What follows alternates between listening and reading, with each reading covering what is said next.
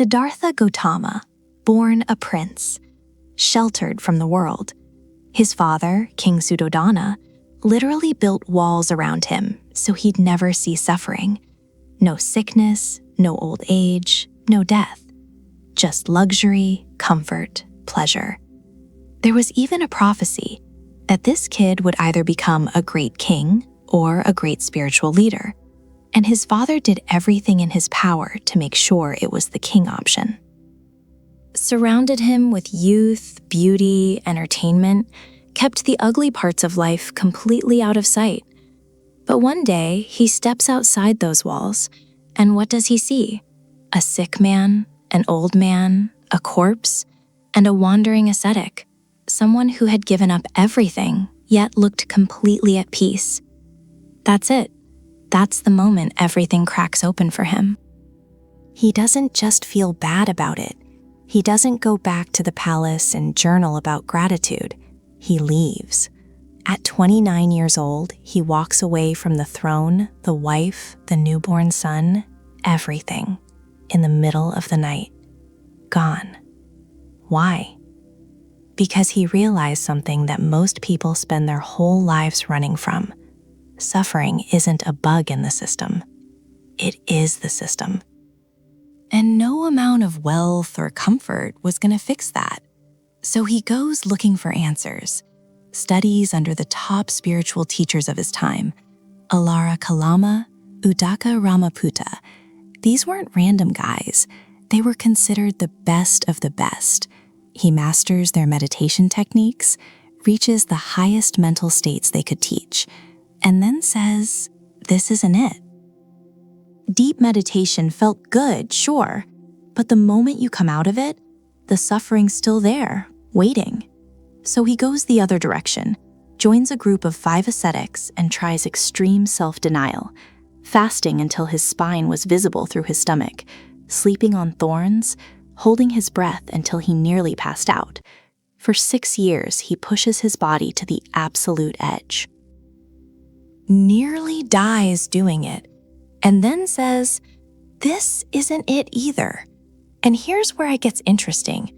He doesn't just fail and move on. He actually extracts a lesson from the failure. He arrives at what he calls the middle path, and this was his first real breakthrough. He argues that torturing yourself doesn't lead to freedom, and drowning in pleasure doesn't either. Both are traps. Both keep you chained to the body, to sensation. The answer isn't at either extreme. It's in a precise, deliberate balance, not a lazy compromise, a razor's edge. The 5 ascetics, they thought he'd sold out. They left him. He was completely alone. And then comes the night under the Bodhi tree, somewhere around his 35th year. He sits down.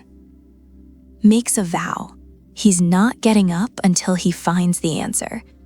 And what follows isn't some peaceful meditation retreat. It's a war. Mara, the embodiment of desire, fear, death, throws everything at him. Armies, temptations, his own daughters, representing craving, aversion, and delusion. Then the psychological attacks, doubt, shame, the voice telling him he has no right to seek this, no right to claim freedom. And instead of fighting them, instead of running, he just watches. He touches the earth, calls it as his witness, stays present. That night, according to Buddhist texts, his mind broke through 3 layers. First, he saw all of his past lives, thousands of them, the endless cycle. Second, he saw how all beings are born, die, and are reborn based on their actions. The whole machine of karma laid bare. And third, he understood the root cause of suffering itself, craving, ignorance, the relentless clinging to things that were never going to last. That's when it happens, Nirvana. He doesn't describe it as some magical light show or cosmic event. He describes it as cessation. a stopping. The fires of craving, hatred, and delusion just gone. Not suppressed, not managed, extinguished. The mind, for the first time, completely still, completely free. He was done searching.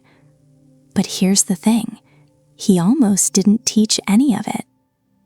He actually hesitated. He thought, who's going to understand this? It goes against everything humans naturally want to believe. But he taught it anyway, for 45 years. And what he laid out wasn't religion, it was a diagnosis.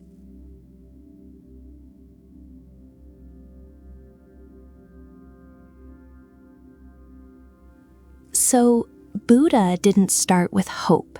He didn't start with some grand promise about eternal bliss or a better afterlife. He started with a diagnosis, cold, clinical, brutally honest. He called them the Four Noble Truths, and honestly, they hit more like a psychological intervention than a spiritual teaching. The first noble truth, dukkha. Life is suffering. Now, hold on. Before you roll your eyes and call it pessimistic, that's not what he's saying.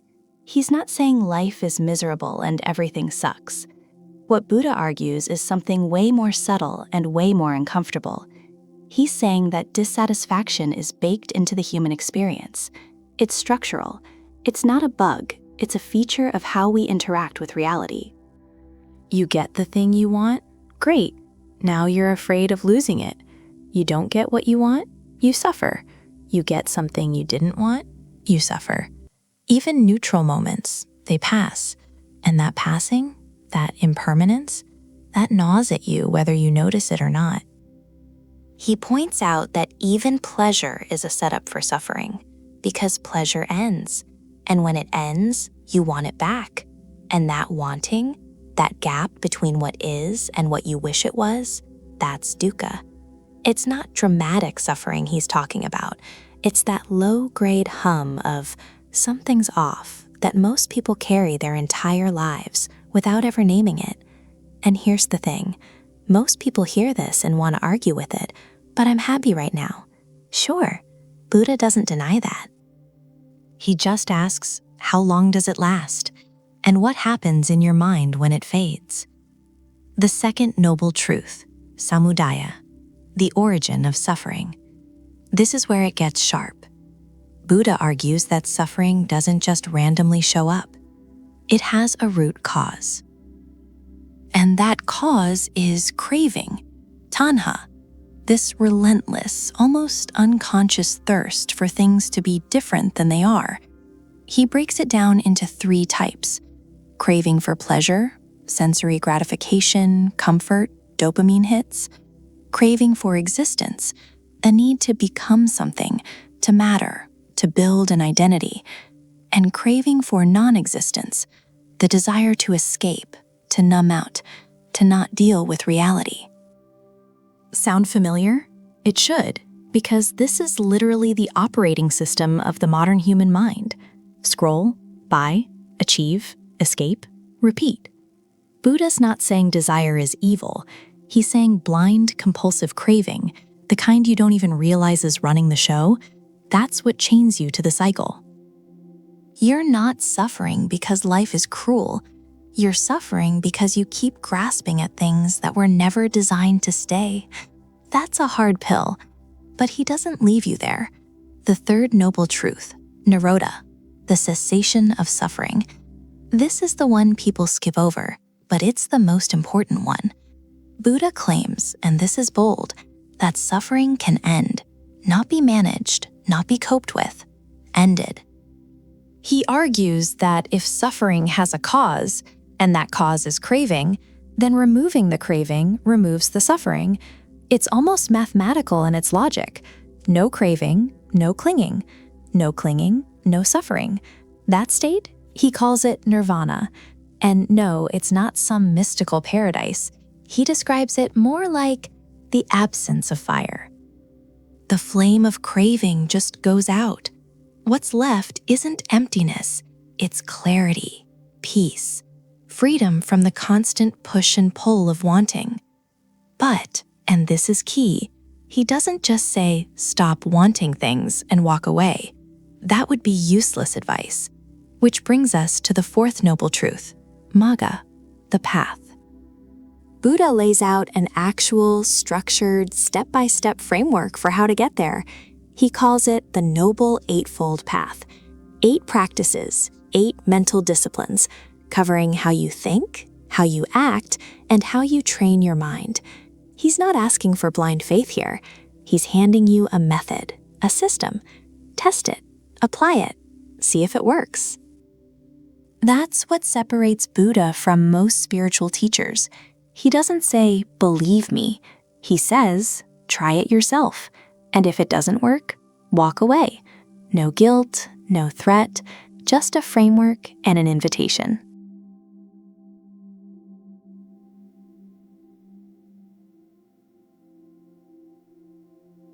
Here's something most people don't want to hear. Buddha's very first teaching, the thing he opened with after sitting under that tree for weeks, wasn't some feel-good message about inner peace. It wasn't a warm hug wrapped in words. It was a diagnosis, and it was brutal. He said, life is suffering. That's it. That's the opening line. Not life is beautiful. Not you're exactly where you need to be. No, life is suffering. Now, before you roll your eyes and think this is just some pessimistic ancient guy being dramatic, hold on. Because what Buddha actually meant by this is way more precise than it sounds. The word he used was dukkha, and dukkha doesn't just mean pain. It doesn't mean you're going to stub your toe every day and cry about it. Dukkha means unsatisfactoriness, this deep, constant sense that something is off, something's missing, something isn't quite right, even when things are going well. And that's the part that hits hard. Because Buddha wasn't just talking about the obvious stuff, disease, heartbreak, death. He was pointing at something way more subtle. He was saying even your good moments are laced with it. You get the promotion, feels great, for a week. Then what? You're already chasing the next one. You fall in love, beautiful, but now there's a fear underneath it. What if I lose this person? You finally buy the thing you wanted, and within days, it's just a thing. That's dukkha, not screaming agony, just this low-grade hum of not enough running in the background of your life at all times. And here's where Buddha goes full psychologist on us. He argues that this isn't a flaw in your circumstances, it's a flaw in your wiring. Your brain, the way it's built, is not designed to be satisfied. It's designed to want, to crave, to constantly reach for the next thing. He calls this tanha, usually translated as craving or thirst. And he says this is the actual engine of suffering, not pain, not tragedy, craving. You suffer because you want things to be different than they are. You want pleasure to last. It won't. You want pain to stop. It doesn't care about your timeline. You want people to stay. They leave. You want life to be fair. It's indifferent. And your brain? It just keeps wanting anyway. Buddha breaks this craving down into 3 types. First, craving for sensory pleasure. The obvious stuff. Food, sex, comfort, dopamine hits. Second, craving for existence. The need to be someone, to matter, to build an identity and protect it at all costs. And third, craving for non-existence. The desire to escape, to numb out, to not deal with reality. So whether you're chasing highs, chasing status, or just trying to disappear, Buddha says it's all the same trap, different flavors of the same thirst. And the kicker? He points out that satisfying the craving doesn't fix anything. It actually makes it worse. Every time you scratch the itch, you reinforce the itch. You train the brain to want more. You don't put out the fire by feeding it. That's the diagnosis. Not that bad things happen to you, but that your mind is a craving machine that will never, ever be fully satisfied by getting what it wants. And Buddha doesn't say this to depress you. He says it because you can't fix a problem you haven't honestly named. Every other spiritual tradition starts with hope. Buddha starts with truth. He's basically saying, stop pretending you're fine. Stop pretending the next relationship or the next job or the next city is going to be the thing that finally does it. It won't. Not because those things are bad, but because the mechanism that processes them, your mind, is broken in a very specific way. And until you see that clearly, you're just rearranging furniture on a sinking ship. But here's the thing, and this is what separates Buddha from a nihilist. He didn't stop at the diagnosis. He said there's a cure. He was very specific about that. Suffering has a cause, and anything with a cause can be ended.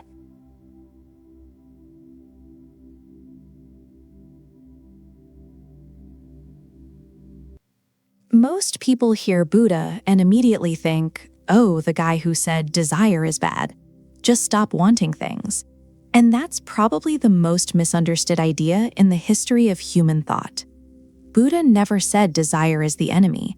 He wasn't sitting under that tree thinking, you know what the problem is? People want stuff. That's a lazy reading, a bumper sticker version of something way more nuanced. What Buddha actually argues is something far more uncomfortable. He says the problem isn't that you want things. The problem is how you want them.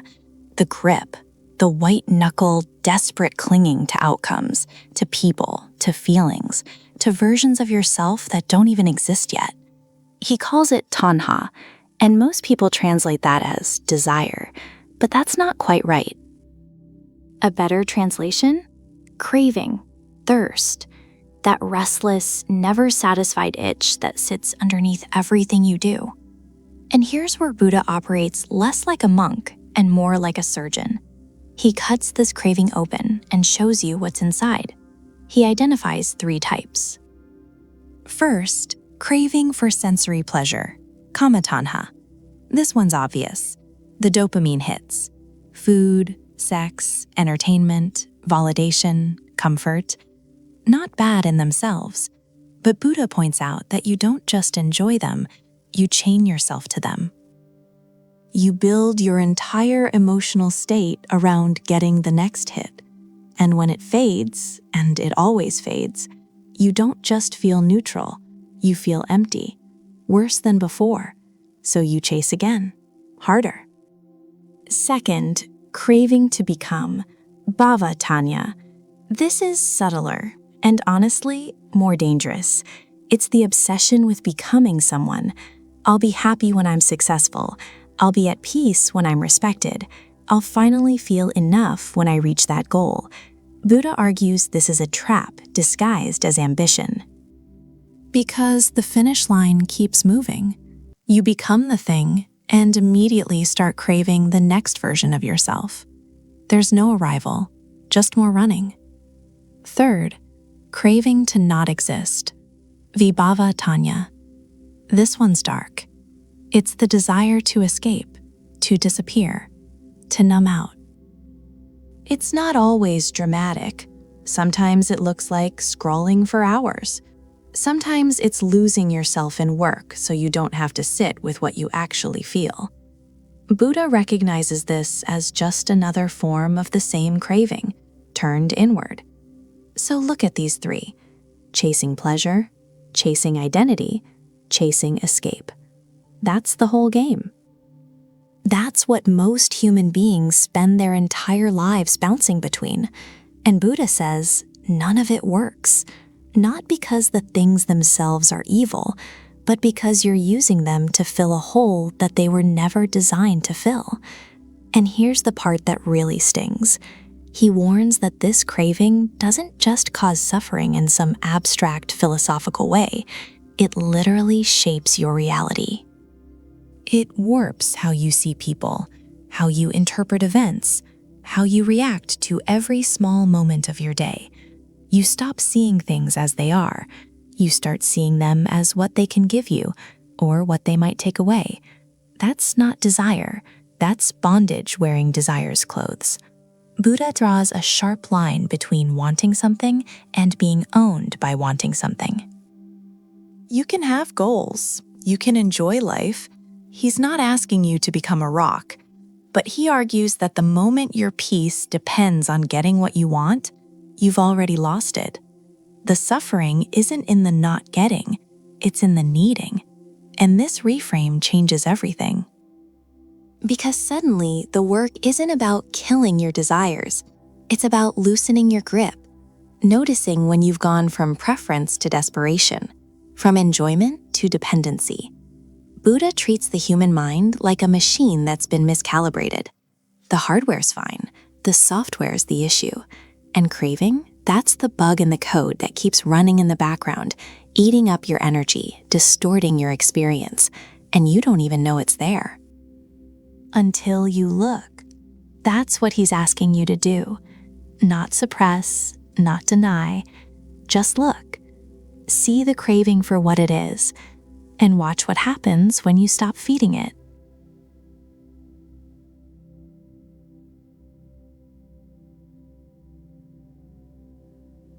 Here's something most people get wrong about Buddha. They think he was born enlightened, some peaceful guy sitting under a tree his whole life. No, the man lived in extremes before he ever talked about balance.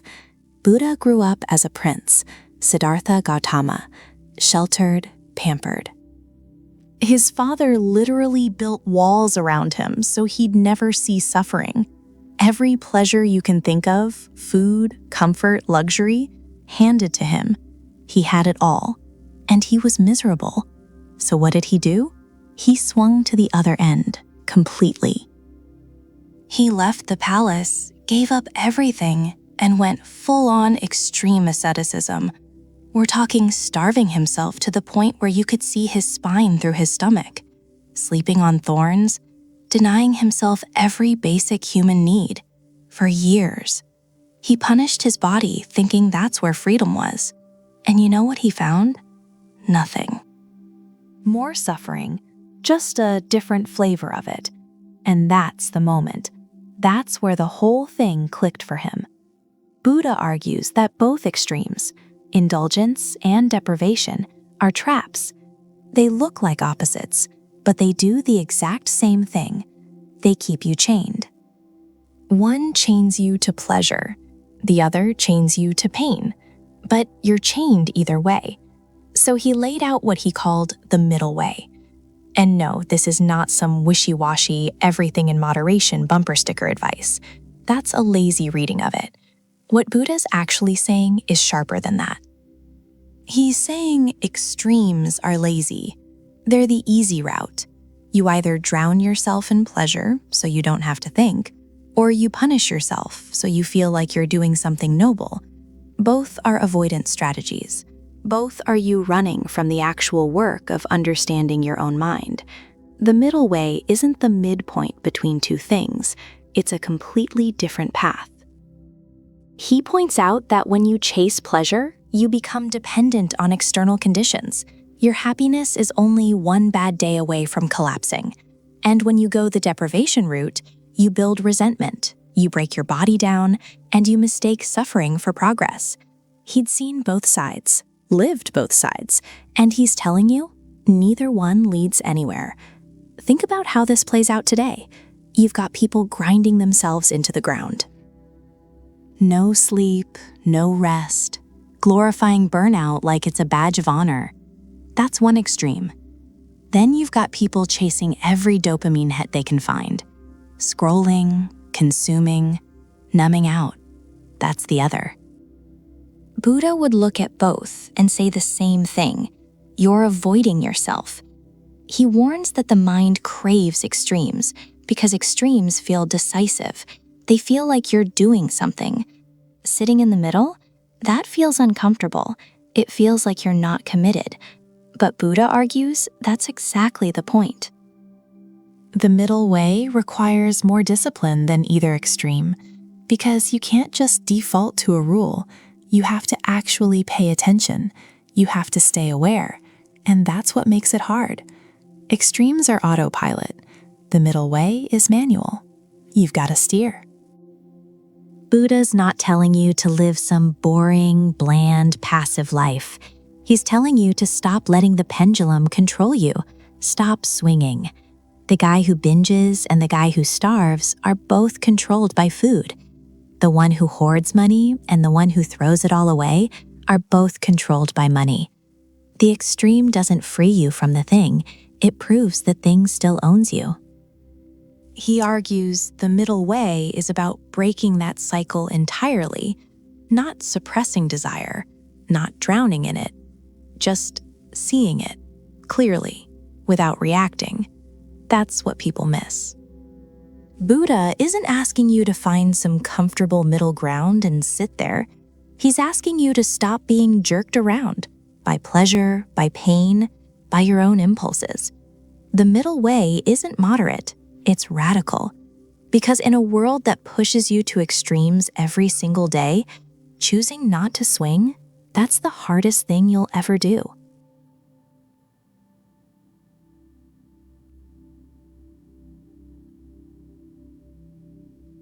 Here's something Buddha figured out about 2,500 years before modern psychology gave it a fancy name. You get the thing you want, the car, the promotion, the relationship, and it feels amazing for a while. Then that feeling fades. And you're right back where you started, wanting the next thing, the bigger thing, the better thing. Psychologists today call this the hedonic treadmill. Buddha? He just called it the nature of desire. And he warned, it's not a flaw in the system, it is the system. You're not broken for feeling this way. You're just running on a wheel that was never designed to stop. Buddha argues that this is the most fundamental misunderstanding humans carry, the belief that the next experience, the next acquisition, the next hit of pleasure will be the one that finally makes us feel complete. He says it won't. Not because life is cruel, but because pleasure, by its very nature, is temporary. That's not a pessimistic take. That's just what it is. And he doesn't stop there. He points out something even more uncomfortable. It's not just that pleasure fades. It's that every pleasure plants the seed of its own suffering. You enjoy something. Now you're afraid of losing it. You taste something good. Now everything else tastes worse by comparison. You reach a high. Now the baseline feels like a low. That's the trap. Not pleasure itself, but the dependency on it. Buddha makes a sharp distinction here that most people miss. He's not anti-pleasure. He's not saying you should live like a monk in a cave eating plain rice for the rest of your life. What he is saying is if your entire psychological architecture is built on chasing the next pleasant experience and avoiding the next unpleasant one, you've already lost because you've handed over control of your inner state to things that are, by definition, outside your control. And think about it. Really think about it. How much of your day is spent either chasing something you want or running from something you don't? That promotion you're grinding for, that awkward conversation you keep avoiding, that notification you keep checking your phone for. Buddha says this constant push and pull, this craving and aversion, is the actual engine of suffering. Not pain, not hardship, the craving itself. He uses a word for it, tanha, often translated as craving or thirst, but it's deeper than that. It's that gnawing, restless, never enough feeling that sits beneath almost every action you take. You don't just want water when you're thirsty. You want validation when you're insecure. You want control when you're afraid. You want distraction when you're uncomfortable with yourself. Tanya is the invisible hand behind all of it. And here's where Buddha's diagnosis gets brutally honest. He argues that most people aren't even aware they're on this treadmill. They think they're making free choices, but really, they're reacting. Stimulus, response. Craving, action. over and over and over, like lab rats pressing a lever for a pellet. Harsh? Maybe, but he's not trying to be nice. He's trying to wake you up. So what's the alternative? Buddha doesn't say stop wanting things. That's a common misreading of his teaching. What he actually suggests is stop being owned by your wants. There's a difference between enjoying a meal and needing that meal to feel okay about your life. There's a difference between working toward a goal and being psychologically destroyed if you don't reach it. He's pointing at a kind of freedom most people have never even considered. Not freedom from experience, freedom within experience. The ability to engage with life fully, the highs, the lows, all of it, without being jerked around by it like a puppet on strings. But here's the thing, you can't just intellectually agree with this and move on. Buddha warns that understanding the trap is not the same as escaping it. Knowing you're on a treadmill doesn't automatically make your legs stop running. That takes something else entirely, and that's where his deeper framework kicks in.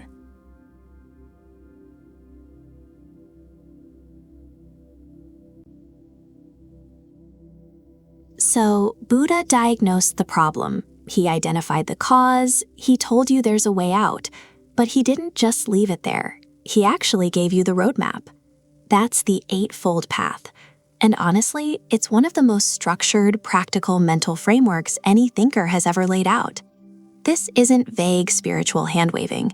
Buddha basically built an 8-step operating system for the human mind, a protocol, a way to systematically dismantle the patterns that keep you stuck in suffering. And here's the thing, he doesn't present these 8 steps as some rigid sequence where you finish one and move to the next.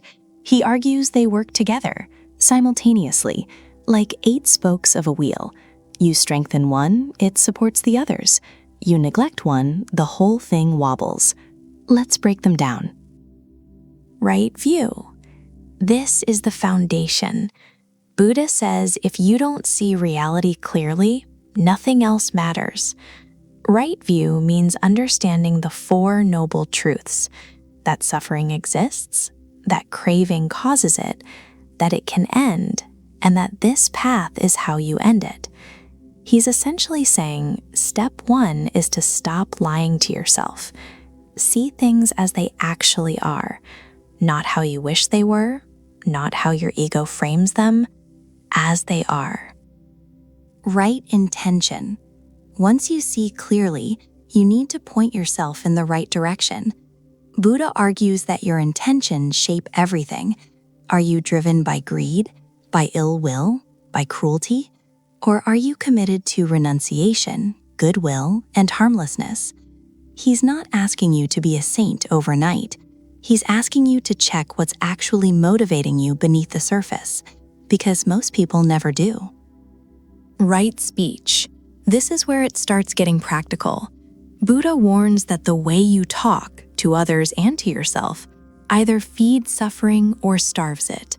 No lying, no divisive speech, no harsh words, no idle gossip.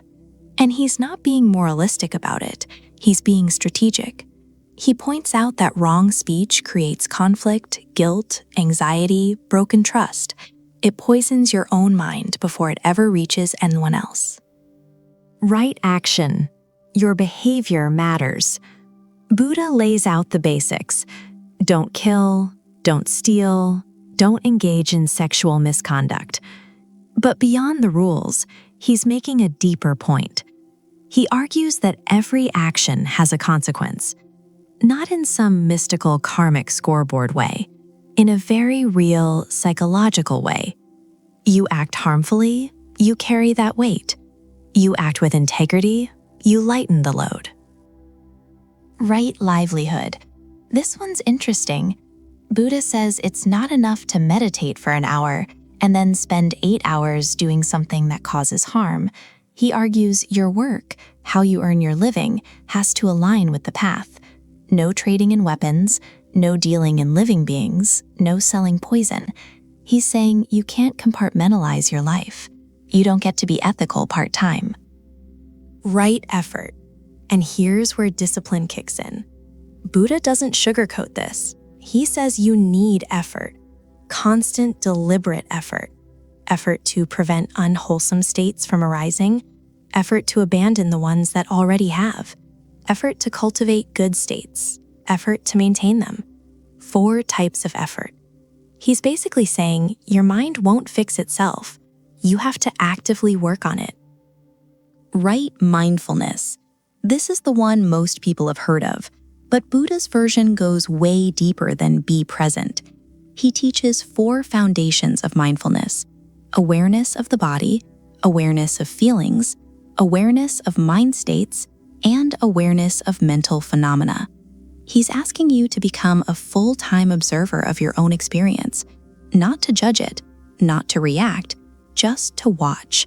And in that watching, he argues, the grip of suffering begins to loosen. Right concentration, the final spoke. Buddha teaches deep, focused meditation, what he calls jhana, stages of absorption where the mind becomes still, unified, sharp. He argues that without this level of concentration, real insight is impossible. You can't see the truth of your own mind if your attention is scattered everywhere. So that's the Eightfold Path. Not a belief system, not a set of prayers, a training program for the mind. Buddha designed it like an engineer, every piece interlocking, every step reinforcing the next. And he's clear about one thing. Knowing the path means nothing. Walking it is everything.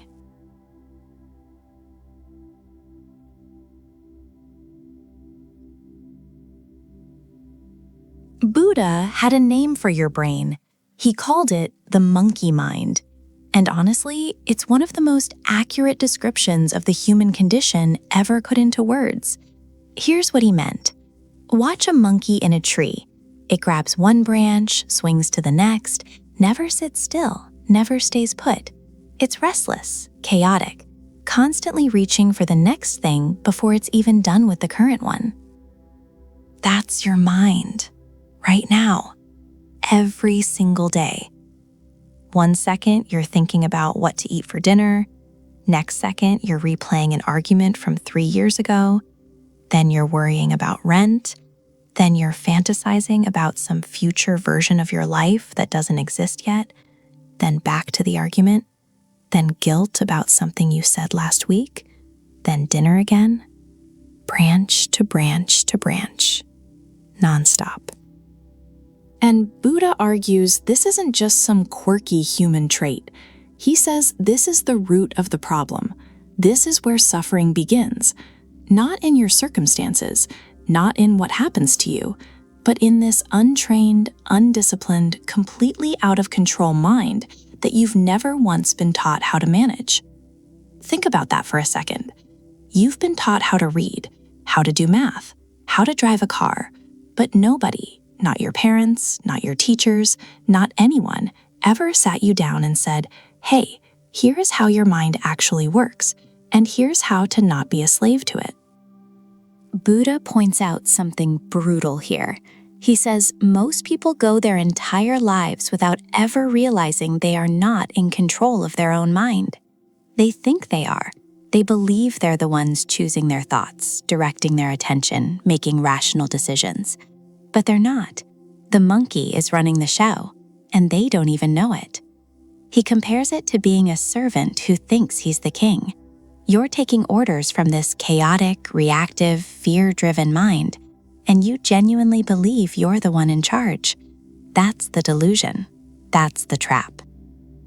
And here's where it gets really interesting.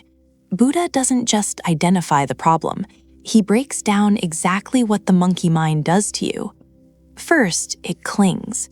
It grabs onto pleasure, onto comfort, onto people, onto outcomes, and it holds on with a death grip.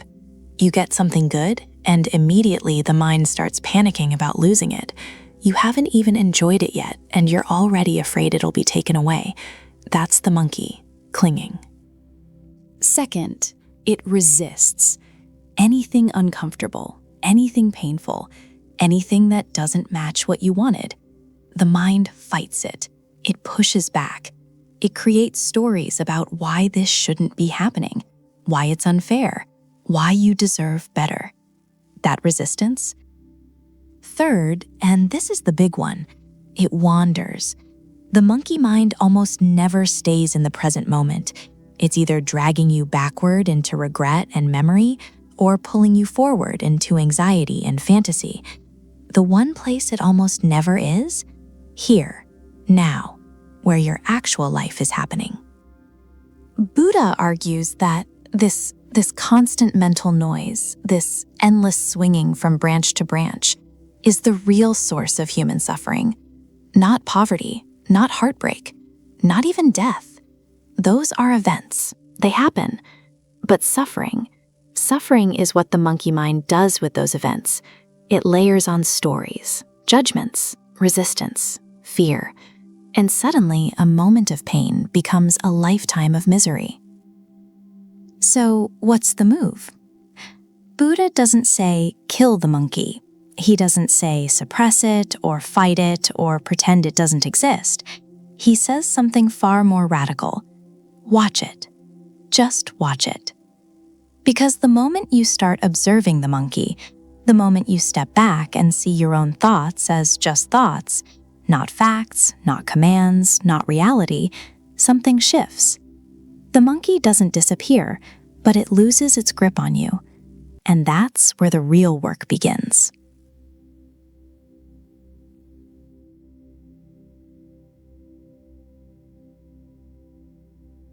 Here's the thing.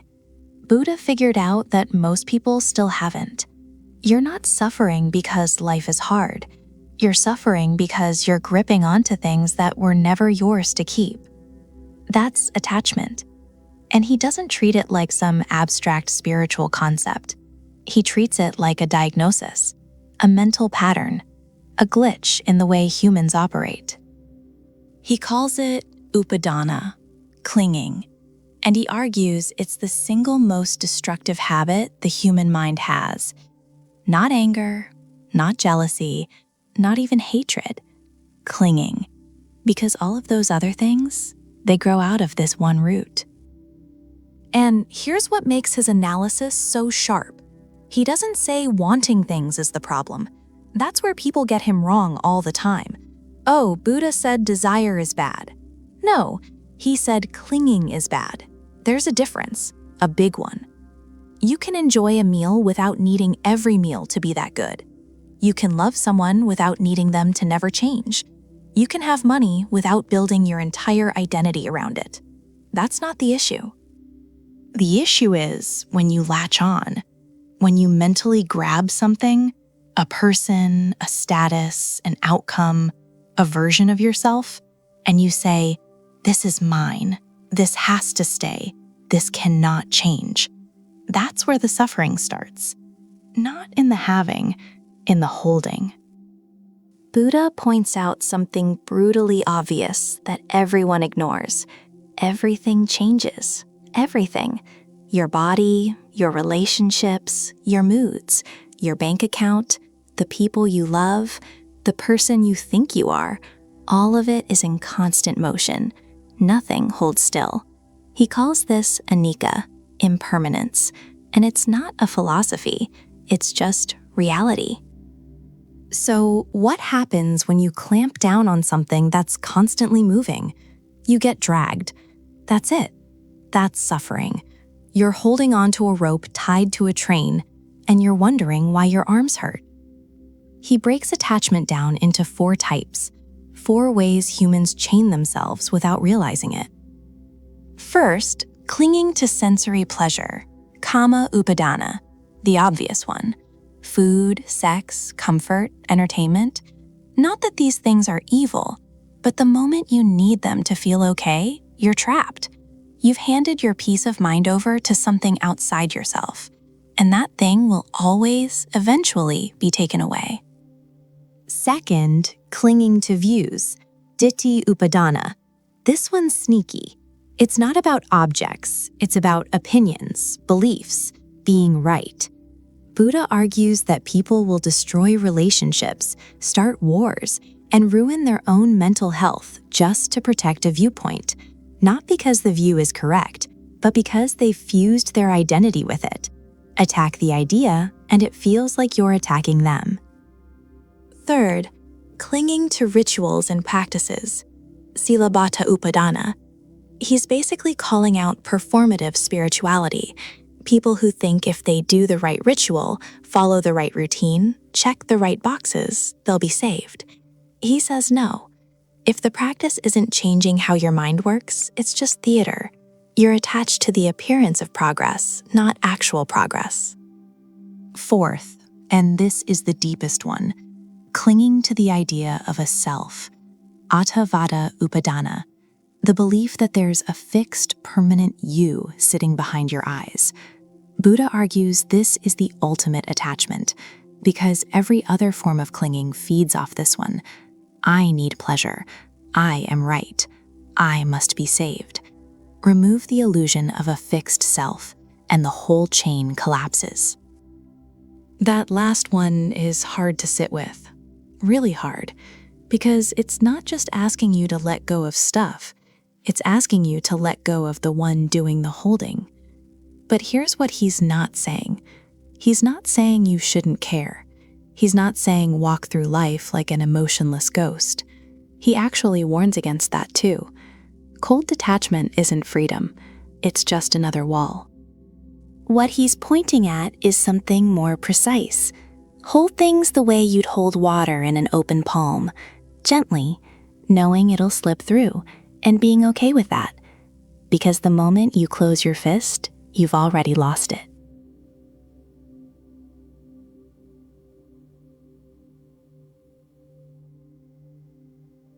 So Buddha didn't just diagnose suffering. He went deeper. He looked at reality itself and asked, what's actually going on here? What is the nature of everything we experience? And he came back with 3 observations, 3 characteristics that he says apply to every single thing in existence, no exceptions. He called them the 3 marks of existence. And they're not comforting, but they're razor sharp in their accuracy. The first mark, Anicca, impermanence. Everything changes. Everything. Your body, your thoughts, your relationships, your mood from this morning, the career you spent a decade building, the person you were 5 years ago.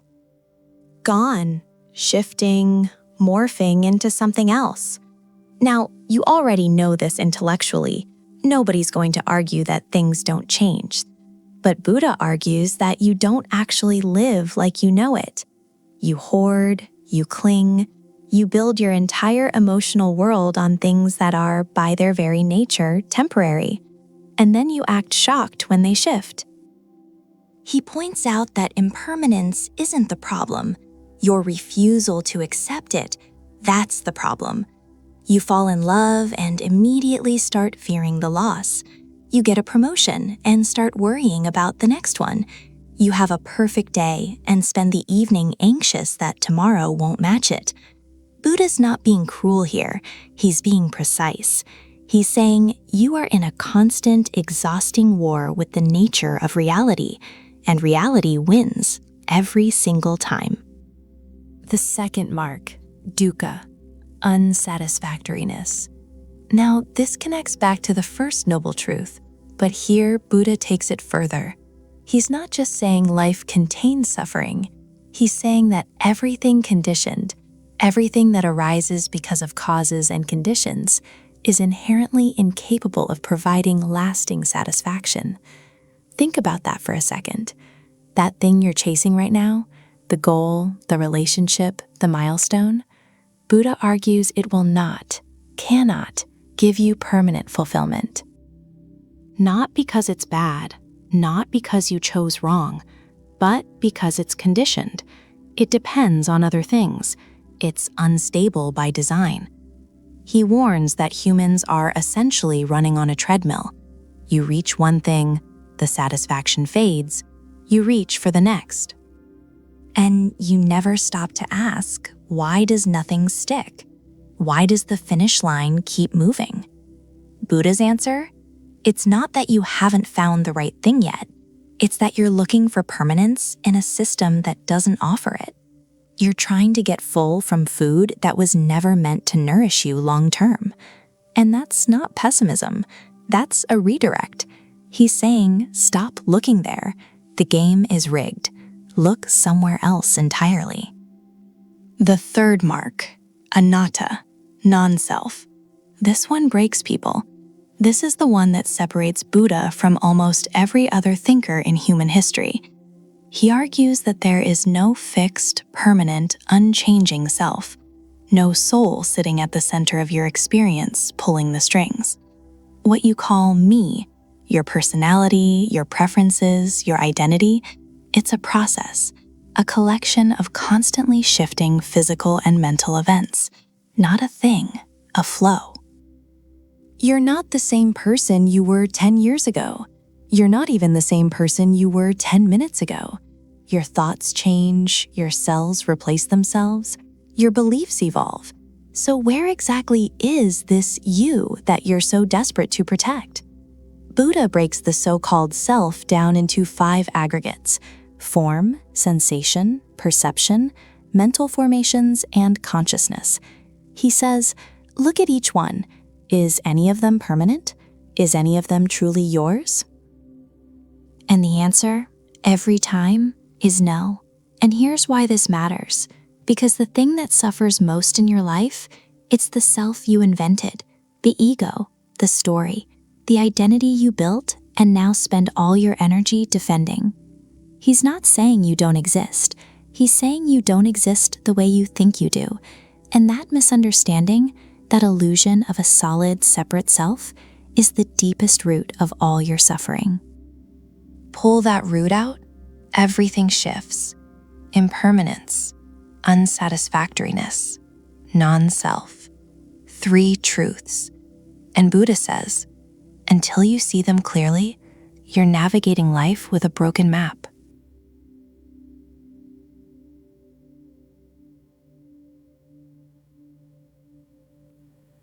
So Buddha's made his diagnosis. Life is suffering. Your brain is a craving machine. Got it. Pretty bleak so far. But then he does something brilliant. He gives you one of the most practical mental frameworks you'll ever hear. And it comes in the form of a simple question he asked his students. He asked, if a person is struck by an arrow, does it hurt? Obviously, yes, of course it hurts. Then he asked, if that same person is immediately struck by a second arrow in the same spot, does it hurt even more? Again, obviously. And then Buddha says, here's the thing.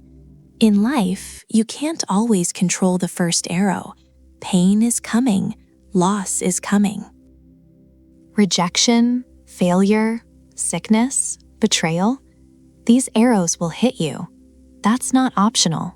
That's just being alive. But the second arrow, that one you shoot yourself. And that second arrow, Buddha argues, is where almost all of your actual suffering lives. Here's what he means. The first arrow is the event, the raw, immediate pain. Someone you love leaves. You lose your job. A doctor gives you bad news. Your body feels pain. That's the first arrow. It's clean, it's sharp, and yes, it hurts. But then your mind kicks in, and this is where it gets ugly, because your mind doesn't just register the pain. It builds an entire world around it. Why did this happen to me? I don't deserve this. This always happens. I'll never recover. What's wrong with me? What if it gets worse? That's the second arrow. And it's not just one arrow, honestly. It's a whole volley. A machine gun of mental commentary fired at yourself, by yourself, while you're already down. Buddha points out something really uncomfortable here. He says most people can't even tell the difference between the 2 arrows anymore. They fuse together. The pain and the story about the pain have become one thing. So when something bad happens, people don't just feel hurt. They feel hurt plus, I'm a failure, plus life is unfair, Plus, this proves I'll never be happy. And all of that extra weight, self-inflicted. The first arrow might give you a wound. The second arrow gives you an identity built around that wound. And here's what makes this framework so razor sharp. Buddha isn't telling you to suppress your emotions. He's not saying don't feel pain. He's saying feel it, fully. The first arrow is real. Acknowledge it. Sit with it. But watch what your mind does next. Because within seconds, it'll start spinning.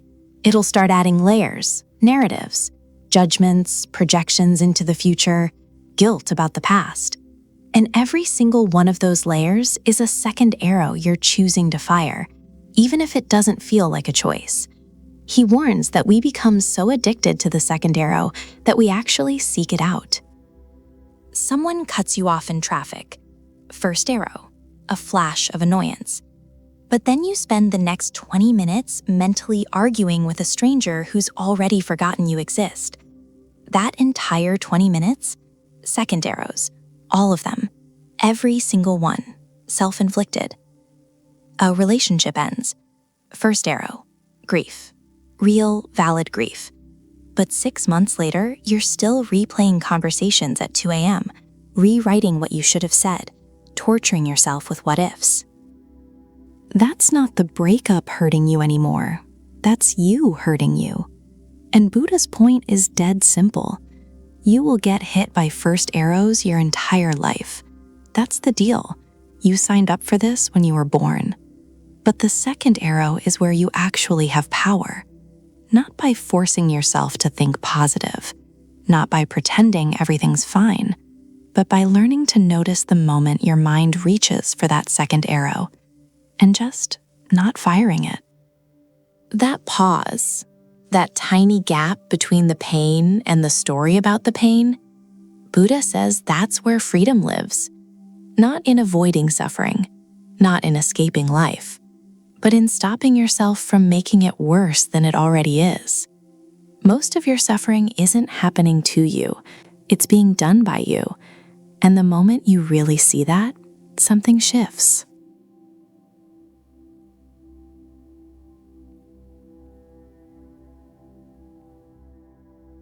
Here's a question Buddha would want you to sit with. Who are you? Not your name, not your job title, not the story you tell people at dinner parties.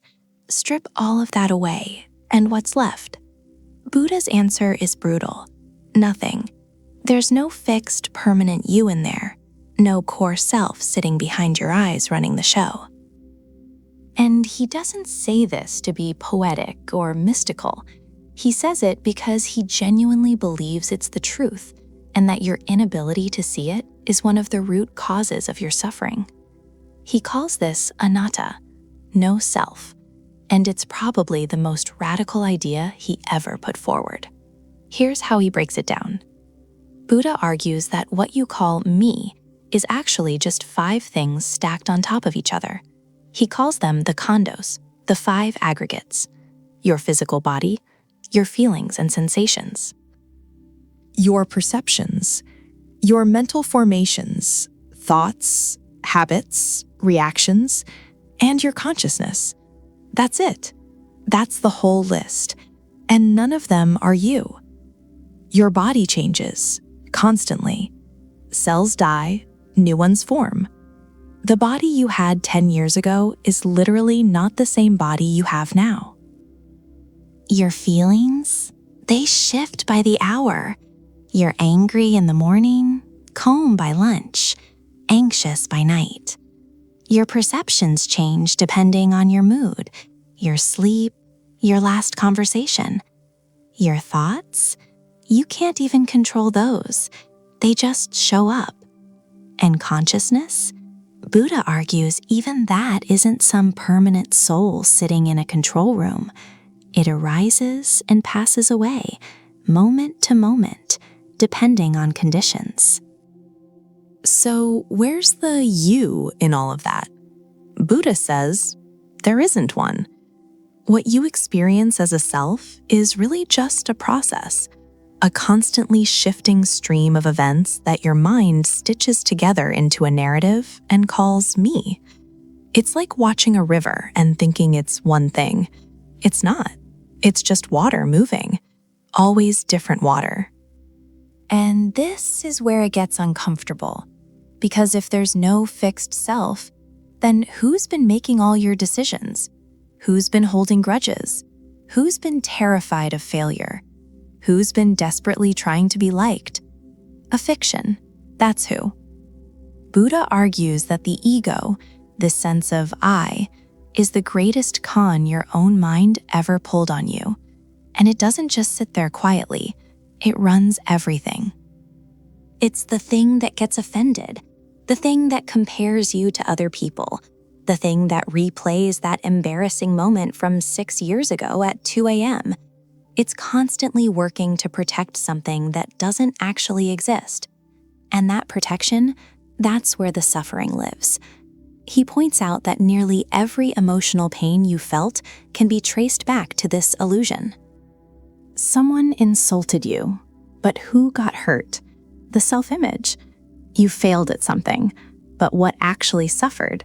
The story you had about who you're supposed to be. You lost someone, and yes, the grief is real. But Buddha says a huge layer of that pain comes from the ego screaming, "What about me? What does this mean for me?" It hijacks everything, even love, even generosity. Even your spiritual practice, the ego finds a way to make it about itself. And Buddha's not saying you should destroy it. You can't destroy something that was never real to begin with. He's saying see through it. Recognize it as a construction, a habit, a mental reflex that you've been running on autopilot your entire life. Because the moment you stop taking the ego so seriously, something shifts. You stop being so reactive. You stop needing to defend a position, an image, a reputation. You stop carrying the exhausting weight of being someone. Buddha isn't asking you to become nobody. He's pointing out that you already are nobody pretending to be somebody, and that pretending is costing you everything. The ego isn't your identity. It's your cage, and you built it yourself, brick by brick, thought by thought. He just wants you to notice the door was never locked.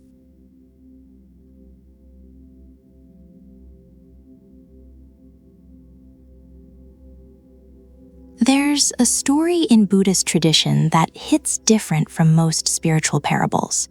It doesn't comfort you, it doesn't wrap things up neatly, it just drops a truth so heavy you either sit with it or you walk away. And that's the point. Kisa Gotami was a young mother. Her child, her only child, died, and she lost it completely. She couldn't accept it. She carried the dead child in her arms, going door to door, begging people for medicine.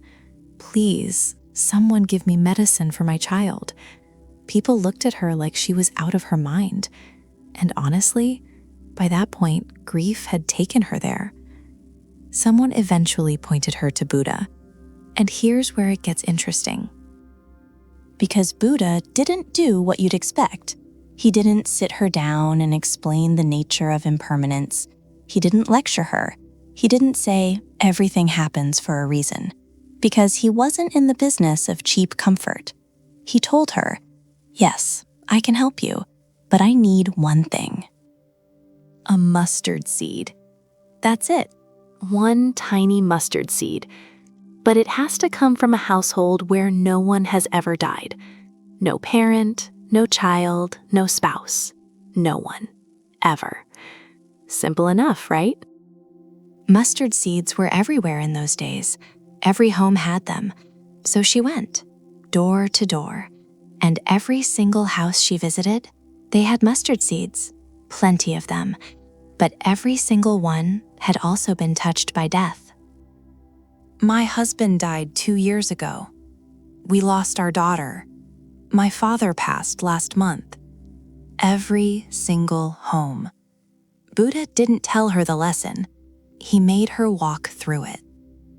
And that's what separates him from most teachers. He didn't hand her a conclusion. He built an experience that forced her to arrive at it on her own. That's not teaching. That's engineering a realization. By the time Kisa Gotami had visited enough homes, something shifted. She wasn't looking for the mustard seed anymore. She was seeing, for the first time, that her suffering wasn't special. Not in a cruel way, but in the most freeing way possible. Every home she entered was carrying the same weight.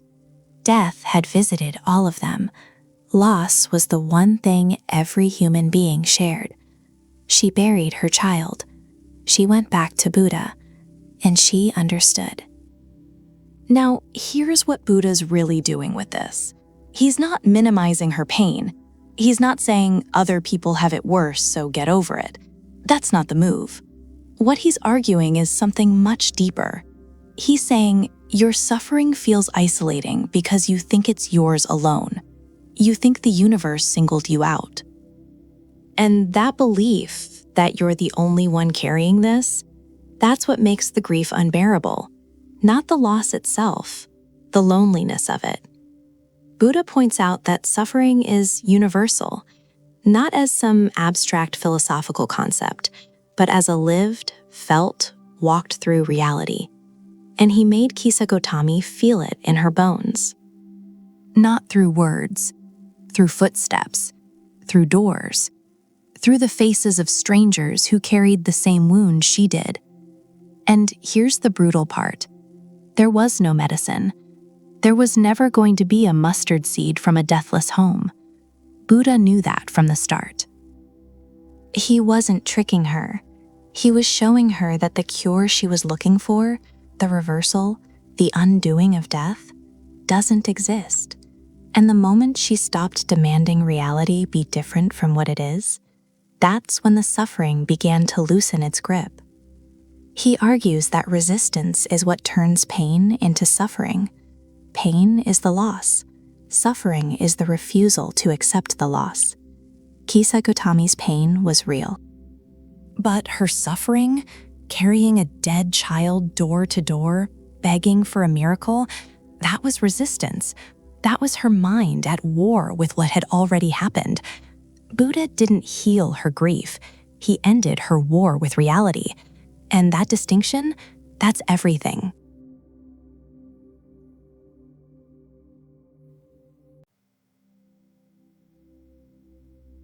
So Buddha didn't just say suffering exists and leave it at that. He reverse engineered it, link by link, like a detective tracing a crime back to its origin. What he came up with is one of the most detailed psychological chain reactions ever mapped out, the 12 Nidānas. 12 links, each one triggering the next, each one keeping you locked in the cycle. And fair warning, this isn't light reading, but it's worth sitting with, because once you see this chain, you can't unsee it. It starts with ignorance, avidya, not stupidity, not a lack of education.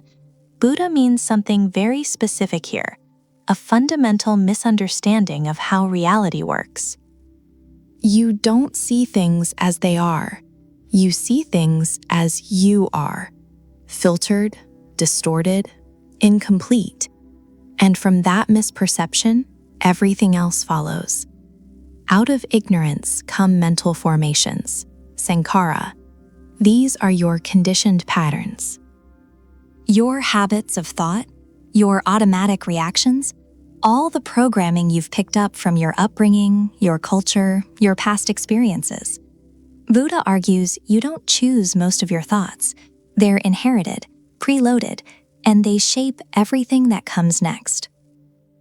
From those formations arises consciousness, vijnana, not some mystical awareness, just the basic knowing that something is happening.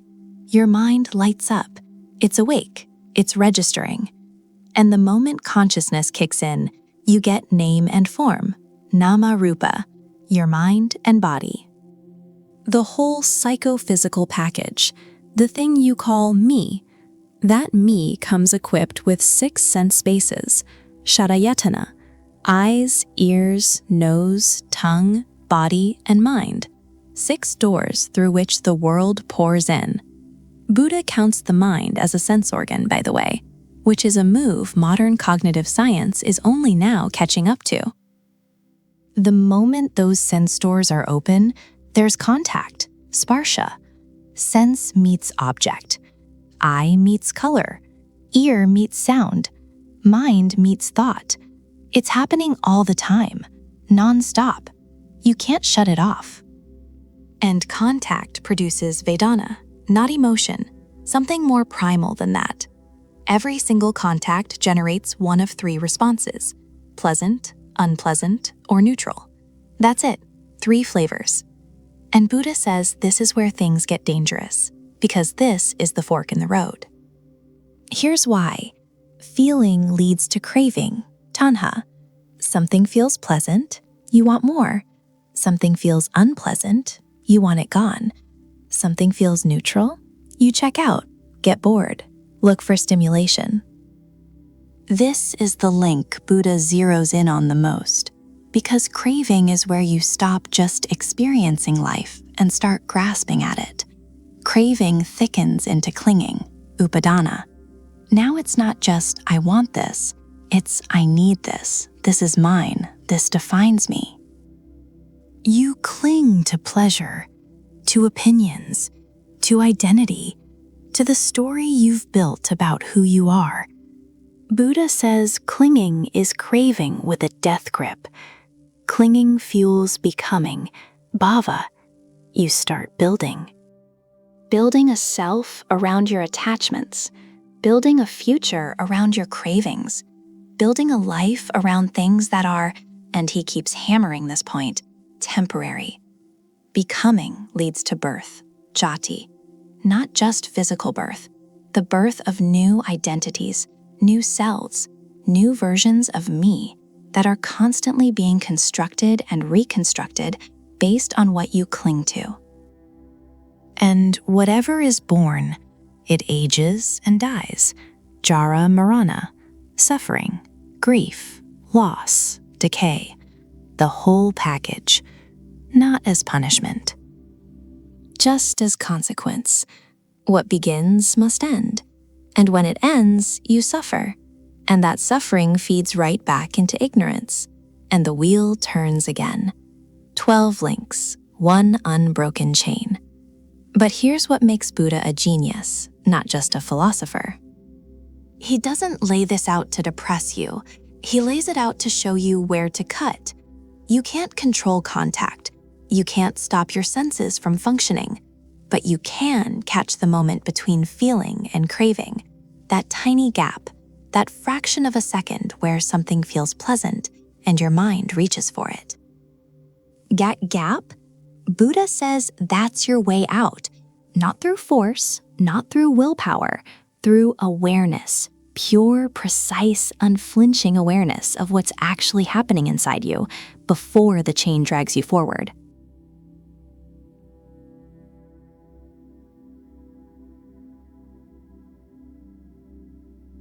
Buddha didn't do gentle metaphors. When he wanted to make a point, he made it impossible to ignore.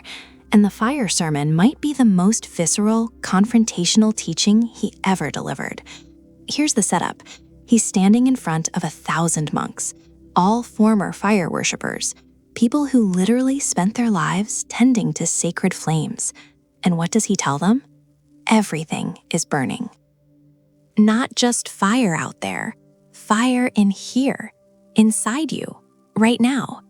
He says the eyes are burning, the ears are burning, the nose, the tongue, the body, the mind, all burning. And what are they burning with? 3 things. The fire of passion, the fire of aversion, the fire of delusion. That's it. Those 3 flames, Buddha argues, are consuming every single moment of your conscious experience. And you don't even notice. Because you've been on fire for so long, it feels normal. Think about that for a second. He's not saying life is hard sometimes. He's not saying you occasionally struggle. He's saying you are literally ablaze, constantly, and you've mistaken the heat for warmth. And he gets specific. He points out that every time your eyes make contact with something visible, a reaction ignites. You see something you want, passion flares up. You see something you hate, aversion kicks in. You see something you don't understand, delusion clouds the whole thing. Same with sounds, same with smells, same with taste, touch, and thought. Every sense door is an entry point for fire. Buddha's not being dramatic here. He's being precise. He's describing the mechanics of how your mind works at the most granular level. Every sensory experience triggers a chain reaction: contact, feeling, craving, clinging. And that chain reaction, that's the burning. That's what keeps the whole cycle of suffering alive.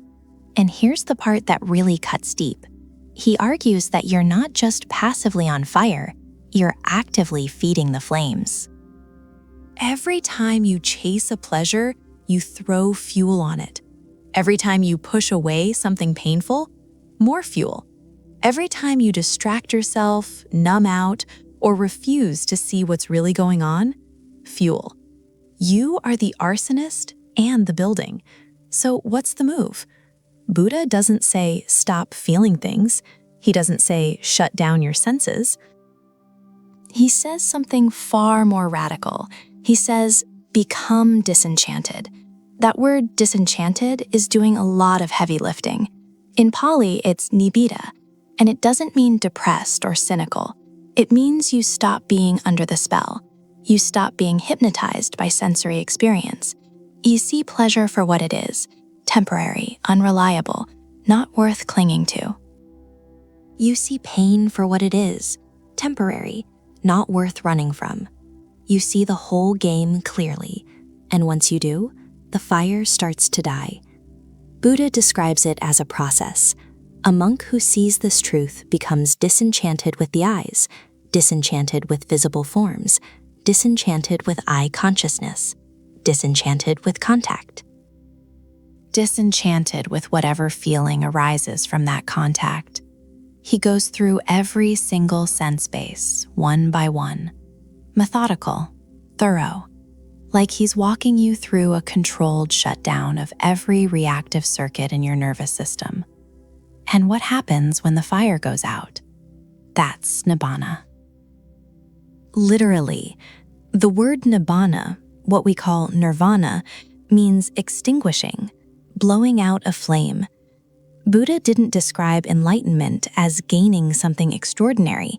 He described it as a fire finally going out, the end of burning, the end of reactivity, the end of being yanked around by every sensation that passes through your awareness. There's something brutally honest about this teaching. Buddha doesn't promise you a paradise. He doesn't promise you eternal bliss. He just says, you're on fire. You've always been on fire. And here's how to stop burning. That's it. And the monks who heard this sermon, 1,000 of them are said to have become fully enlightened on the spot. Because when you've spent your whole life worshiping fire, and someone finally tells you the truth about what fire actually does, it hits different. The flames aren't outside you. They never were. Buddha's whole point is that the inferno is internal, and only you can put it out.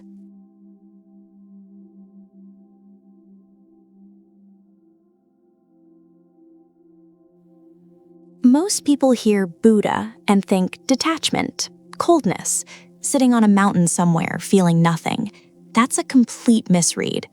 Buddha actually laid out 4 emotional states he considered so powerful, so essential, he called them immeasurable, literally, without measure, boundless, the Brahma-viharas.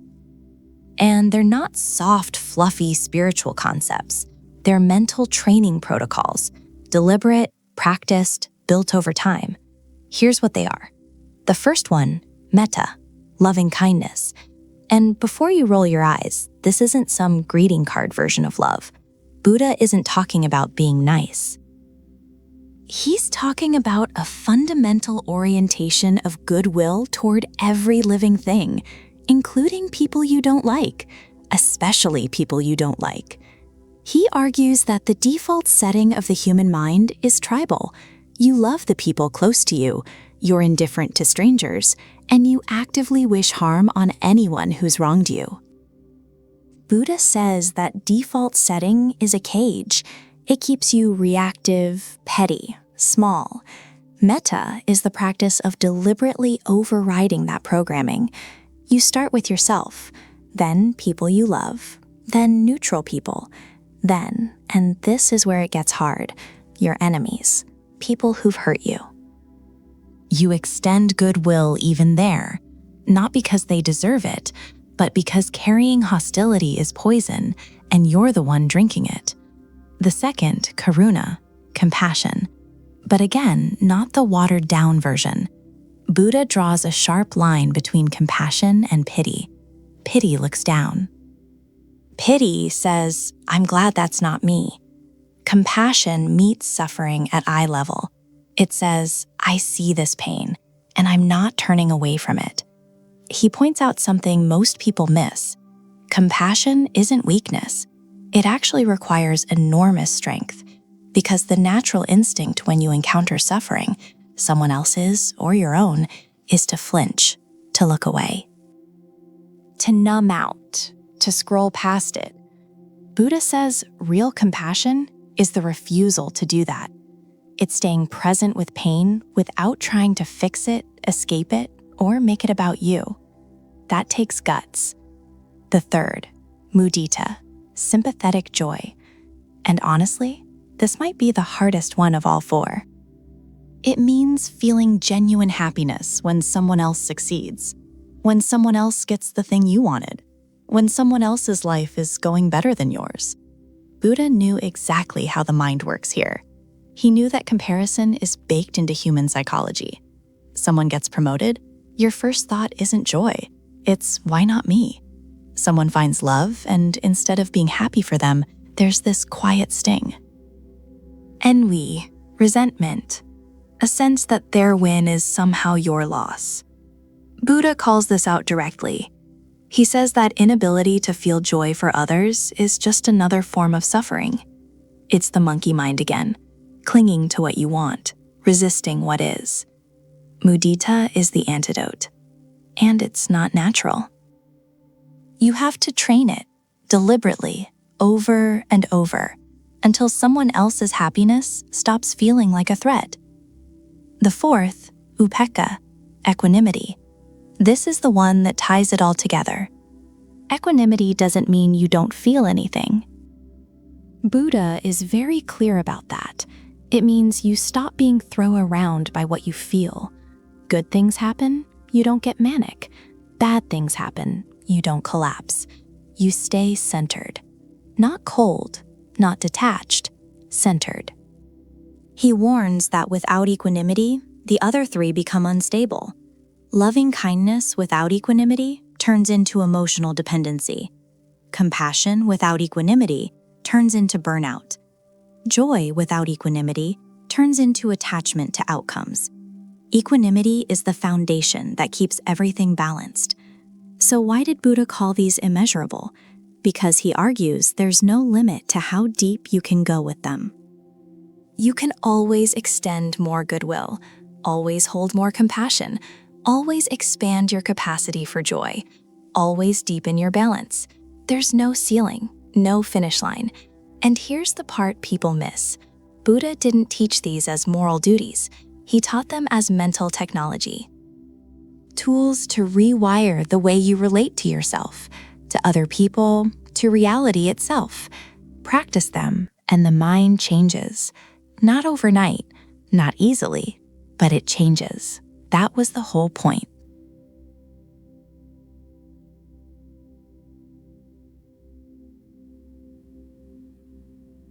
Most people hear the word karma and immediately think of some cosmic scoreboard.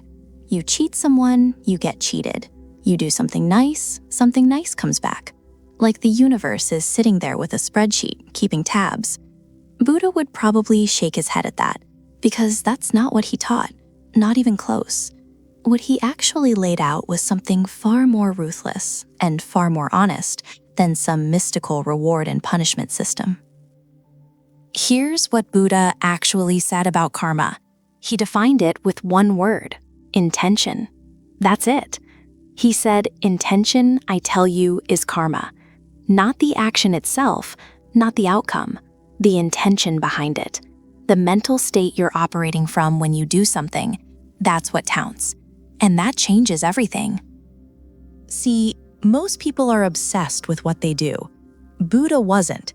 He was obsessed with why they do it. Two people can do the exact same thing, give money to someone in need, and according to Buddha, the karma is completely different. One does it out of genuine compassion. The other does it because people are watching and they want to look good. Same action, totally different seeds planted. That's the framework he built. Every intentional act, every thought driven by greed, hatred, or delusion plants a seed in your mind. And those seeds don't just sit there. They grow. They shape how you perceive things, how you react, what you gravitate toward, what kind of person you slowly become. Buddha argues that you're not being punished for your actions, you're being punished by them. There's a massive difference. Think about it. Someone who lies constantly, what happens to them over time? They don't need some divine judge to hand down a sentence. They become paranoid, distrustful. They assume everyone else is lying too. Their relationships rot from the inside. That's karma, not lightning from the sky. Just consequences, baked into the architecture of how the mind works. And Buddha was brutally clear about this. You can't cheat it. You can't outsmart it. You can't perform some ritual to wipe the slate clean.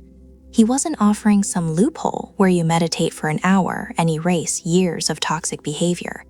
No, he points out that every action rooted in intention leaves a mark, and those marks accumulate. But, and this is the part people miss, he also says you're not trapped. Karma isn't a life sentence. It's a pattern, and patterns can be broken. He argues that the same mechanism that buries you is the same mechanism that frees you. If harmful intentions create suffering, then wholesome intentions, real ones, not performative ones, create the conditions for peace. You can start planting different seeds, right now, this moment. That's what makes Buddha's version of karma so different from the pop culture version.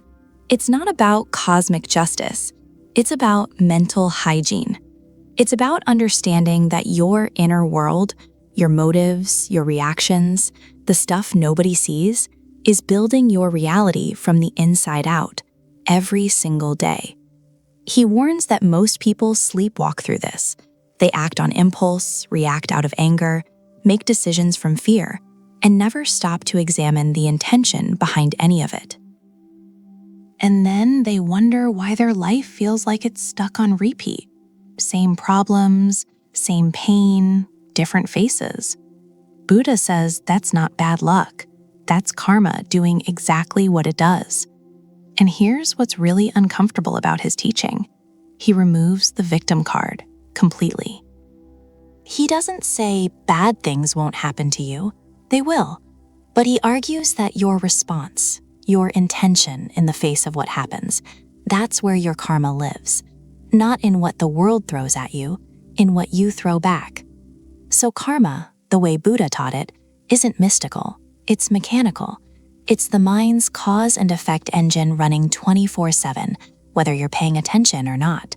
And his whole point is, you should probably start paying attention, because the accounting is already happening. The only question is whether you're conscious of what you're putting on the ledger.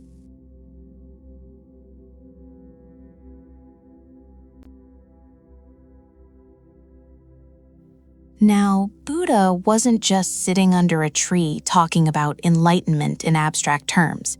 He actually gave people a concrete behavioral blueprint, a set of ground rules, not commandments handed down from some angry god threatening punishment. No, these were more like operating instructions for a human being who wants to stop creating unnecessary suffering for themselves. He called them the Five Precepts. And here's what's interesting. Buddha doesn't frame these as moral laws you follow because some authority told you to. He frames them as training rules, voluntary commitments. You take them on because you've looked at your own life honestly and realized most of the chaos, most of the guilt, most of the mental noise, it comes from violating these basic principles. So let's break them down. First, do not take life. And yeah, on the surface that sounds obvious. Don't kill people. Got it. But Buddha goes deeper than that. He argues that cultivating harm toward any living being, even in small, casual ways, it corrodes something inside you. It feeds aggression. It normalizes violence as a solution. And that mindset, it doesn't stay contained. It bleeds into how you talk to people, how you react under pressure, how you treat yourself. He's essentially saying, if you want inner peace, stop planting seeds of destruction, even the small ones. Second, do not take what is not given. Not just don't steal.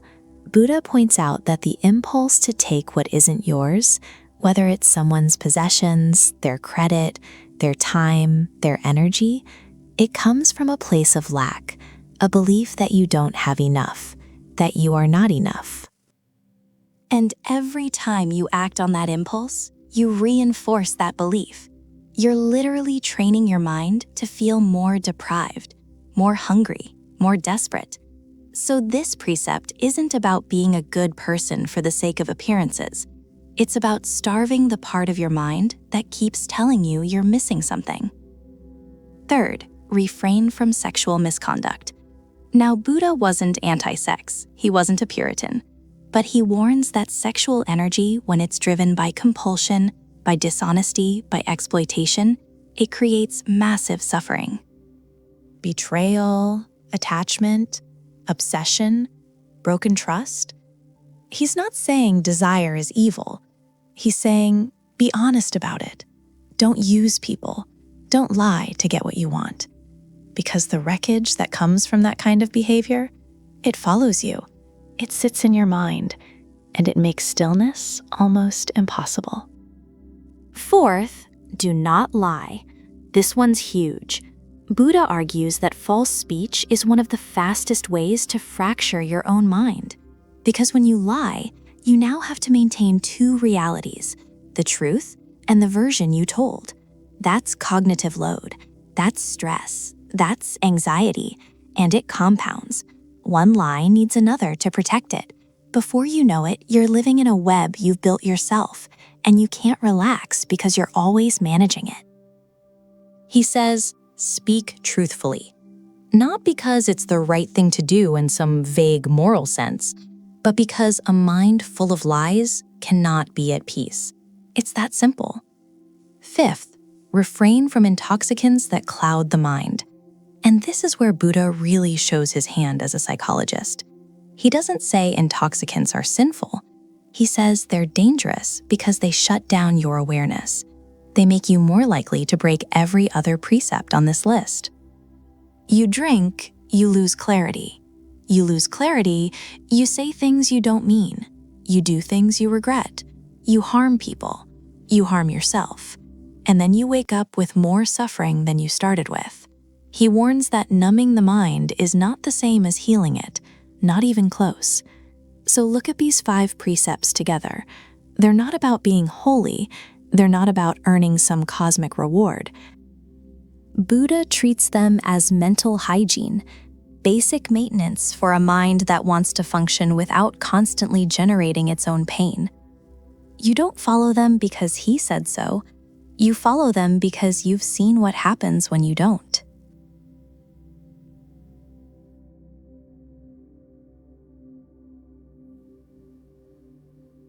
Buddha tells this story, and it's one of the most dangerous things he ever said. A man is traveling. He comes to a vast stretch of water. The side he's standing on, dangerous, terrifying. The other side looks safe, looks like solid ground. But there's no bridge, no boat, no one coming to help. So the man gathers grass, sticks, branches, whatever he can find, and he builds a raft. Not a pretty one, a functional one. And he paddles himself across. He makes it. He's safe now. He's on solid ground. But here's where Buddha drops the real question. Now that this man has crossed over, what should he do with the raft? Should he hoist it onto his back, carry it on his head, drag it with him wherever he goes, just because it saved him? Or should he put it down? Buddha says the answer is obvious. You put the raft down. You leave it on the shore. It did its job. It got you across. Carrying it further doesn't make you wise. It makes you a fool hauling dead weight through a forest. And then, here's the part most people miss. He says his own teachings are that raft. Let that land for a second. He's literally telling people, don't cling to my words. Don't worship the method. Don't turn the tool into a trophy. The whole point of the teaching is to use it, cross over, and let go, even of the teaching itself. That's not something you hear from most teachers. Most teachers want you hooked. They want you coming back. They want you dependent on the framework, the philosophy, the system. Buddha does the opposite. He says, the moment you grip my words too tightly, you've already missed the point. And he's not being humble here. He's being precise. Because he understood something deep about how the human mind works. The mind doesn't just attach to bad things. It attaches to good things too. It attaches to ideas that helped, to beliefs that comforted, to practices that worked once, and then it holds on way past the expiration date. The thing that freed you yesterday becomes the thing that traps you today. Buddha saw this pattern everywhere. People clinging to rituals that lost all meaning. People clinging to identities built around being spiritual. People clinging to the teachings themselves like a security blanket. And he's saying that's just another form of the same disease. Attachment is attachment. Doesn't matter if you're attached to money or meditation. The grip is the problem. So the parable of the raft isn't just a nice metaphor. It's a warning. He's warning his own followers. Don't make a religion out of this. Don't make a cage out of the key. And there's something almost ruthless about it. He's essentially pulling the rug out from under you right when you think you've found solid ground. You think you've arrived because you've memorized the teachings? You think you're enlightened because you can recite the Eightfold Path. He'd say you're just carrying the raft on your back now. You crossed the water, but you're still not free. The real test isn't whether you can learn the teaching. It's whether you can let go of it once it's done its work. That takes a different kind of courage. Because letting go of something that hurt you, that's hard, sure. But letting go of something that saved you, that feels like betrayal. That feels ungrateful. And yet, Buddha argues that's exactly what liberation demands. He's not anti-teaching, he's anti-clinging. There's a massive difference. Use the raft, respect the raft, be grateful for the raft. But when you reach the other shore, put it down. This one parable, honestly, could save people years of going in circles, years of collecting philosophies, stacking frameworks, hoarding wisdom they never actually live by. Buddha's point is clean. Teachings are vehicles, not destinations. And if you can't release the vehicle once you've arrived, you haven't really arrived at all.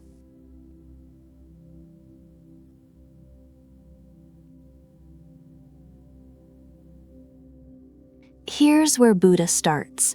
Not with meditation, not with some blissed out state of consciousness.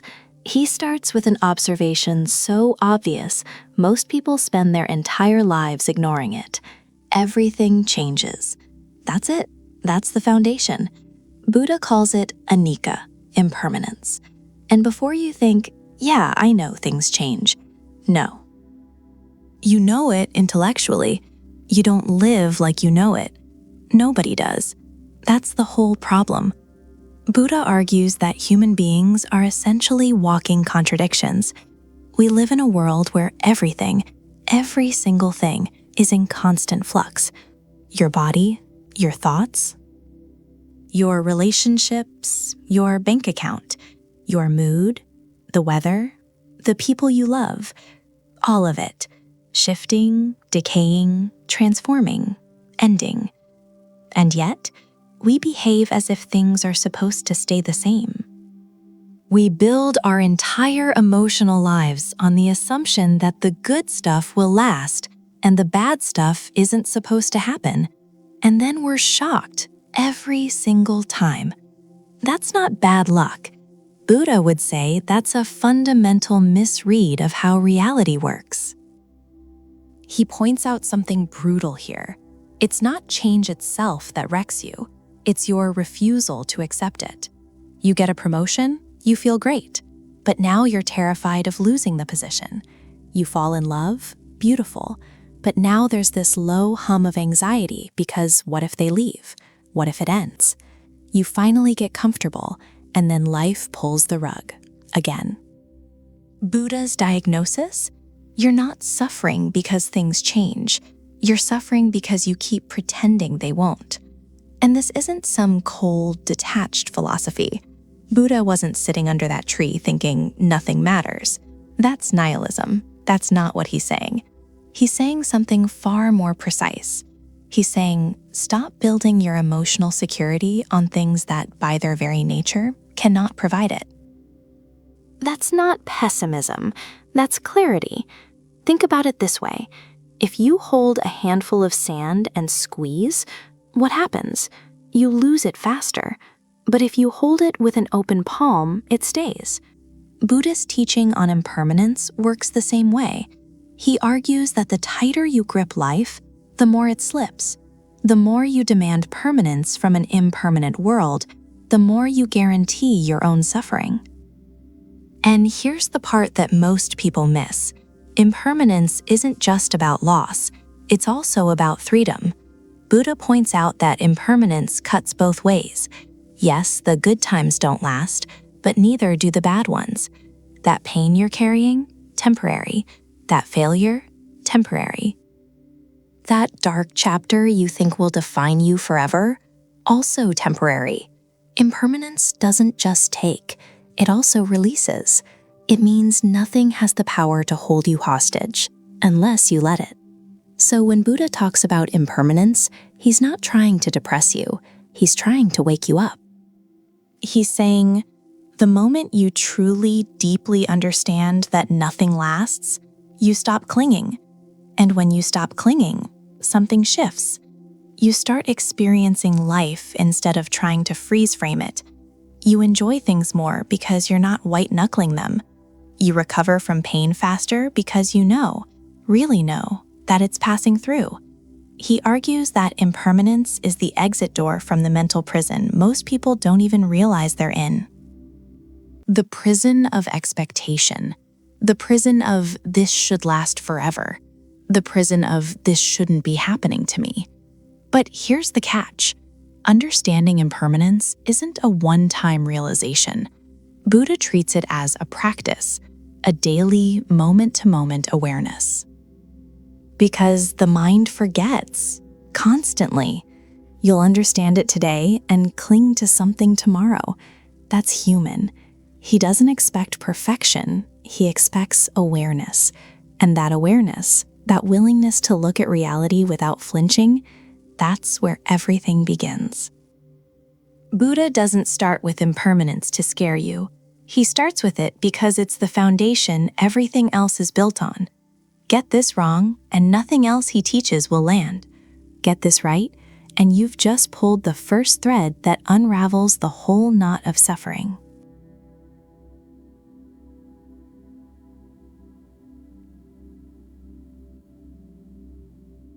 Buddha tells this story, and it hits different. A man gets shot with a poisoned arrow. It's lodged deep, the poison spreading. He's dying. And what does he do?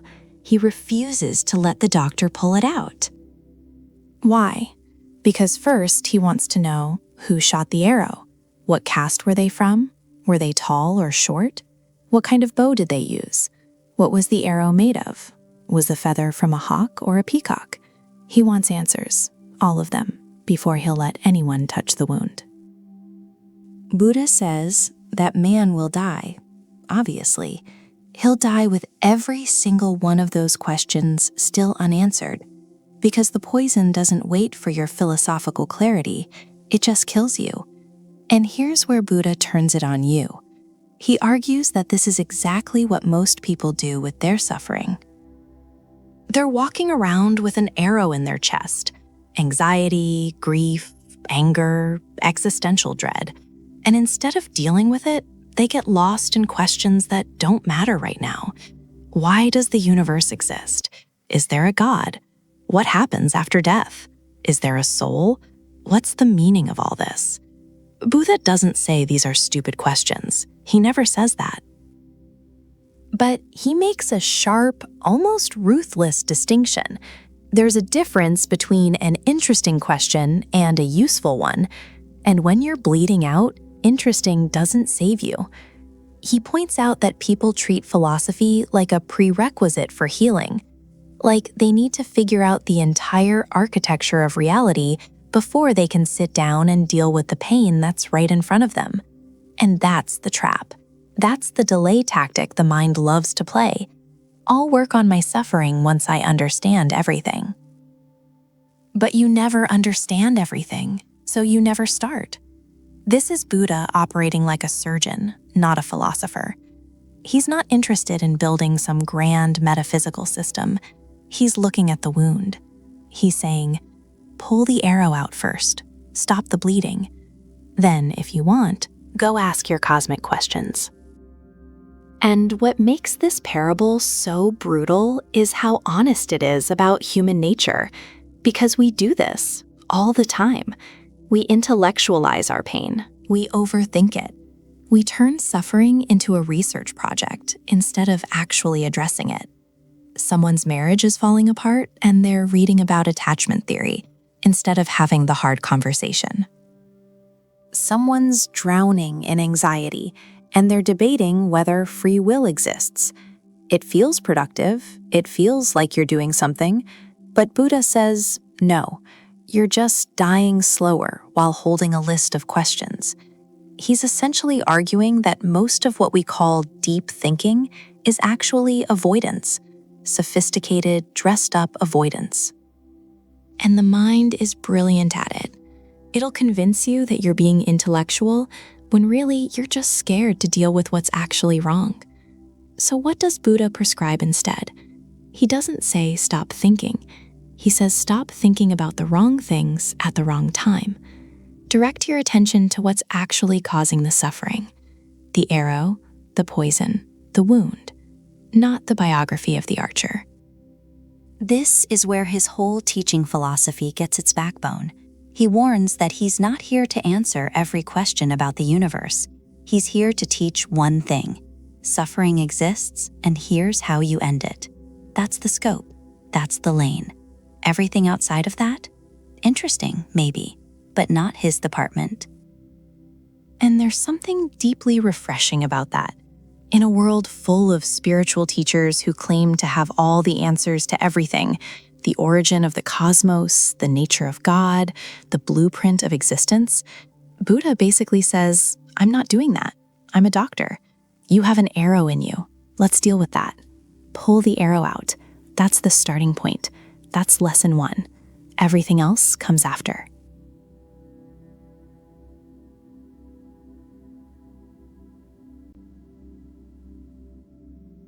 So Buddha laid out the 4 noble truths. He gave you the Eightfold Path. He showed you how suffering works, why you're stuck, and what the exit looks like. But then he does something interesting. He goes further. He basically says, okay, you want to not just end your own suffering, but actually become the kind of person who can handle anything life throws at you. Here's the advanced curriculum. That's the 6 Paramitas. The word paramita roughly translates to perfection, or more accurately, crossing over to the other shore. Buddha argues that these 6 practices aren't just nice things to do. They're the mental and behavioral training that transforms you from someone who reacts to life into someone who moves through it with total command. He calls this the path of the bodhisattva, the hero. Not hero in the cape and glory sense, hero in the sense of someone willing to do the hard internal work most people avoid their entire lives. Let's break them down. 1. Dana, generosity. And no, Buddha isn't just talking about throwing money at things. He argues that real generosity is the practice of loosening your grip on possessions, on attention, on your need to hoard and protect. He points out that suffering is rooted in clinging, so generosity is literally the antidote. Every time you give freely, your time, your energy, your resources, you're training your mind to let go. That's the real point. It's not charity. It's a psychological exercise in detachment. 2. Shila, moral conduct. This one sounds boring. It's not. Buddha argues that your behavior is a mirror of your inner state. When you lie, cheat, manipulate, you're not just hurting others. You're reinforcing patterns of fear, greed, and insecurity inside yourself. So ethical conduct isn't about being good. It's about not poisoning your own mind. He treats morality as mental hygiene. You keep your actions clean because dirty actions create a dirty mind. Simple as that. 3. Kshanti, patience. This might be the hardest one. Buddha argues that patience isn't passive. It's not sitting there smiling while the world burns around you. It's the ability to stay composed when everything in you wants to react, when someone insults you, when life is unfair, when things aren't moving fast enough. He warns that impatience is just another form of craving for things to be different than they are right now. And that craving, that's suffering. So patience is actually a radical form of acceptance, not weakness, strength. 4. Virya, diligence. Buddha is clear here. None of this works without effort. He wasn't selling a passive philosophy. He argues that you need sustained, joyful effort, not grinding yourself into the ground, but showing up consistently with energy, because the mind is lazy by default. It drifts toward comfort, toward distraction, toward the path of least resistance. Virya is the force that counters that drift. He's basically saying, you have to want this, and you have to keep wanting it day after day. 5. Dhyana, meditation. This is where the real rewiring happens. Buddha argues that an untrained mind is essentially out of control. It jumps from thought to thought, memory to fantasy, fear to desire. No pause button. Meditation is that pause button. It's training your attention to stay where you put it. And when your attention is stable, you stop being a slave to every passing emotion. You get space. And in that space, clarity. 6. Prajna, wisdom, the capstone. And Buddha makes it clear, wisdom isn't knowledge. You can read every book ever written and still be a fool. Prajna is direct insight into the nature of reality. Seeing, truly seeing, that everything is impermanent, that the self you're so desperate to protect doesn't exist the way you think it does, and that clinging to any of it is the root of your pain. He argues that without this wisdom, the other 5 paramitas are just good habits. With it, they become transformative. And here's what Buddha emphasizes. These 6 aren't a checklist. You don't master one and move to the next. They work together. Generosity without wisdom is just people-pleasing. Patience without effort is just passivity. Meditation without moral conduct is just sitting with a messy mind. He designed them as an interconnected system, a complete operating system for the mind. That's what makes the Paramitas different from most improvement frameworks out there. They're not about adding more to your life. They're about fundamentally changing how you relate to everything already in it. Buddha argues that when you practice these 6, really practice them, suffering doesn't just decrease, it starts to lose its grip entirely. Not because life gets easier, but because you stop being at war with it.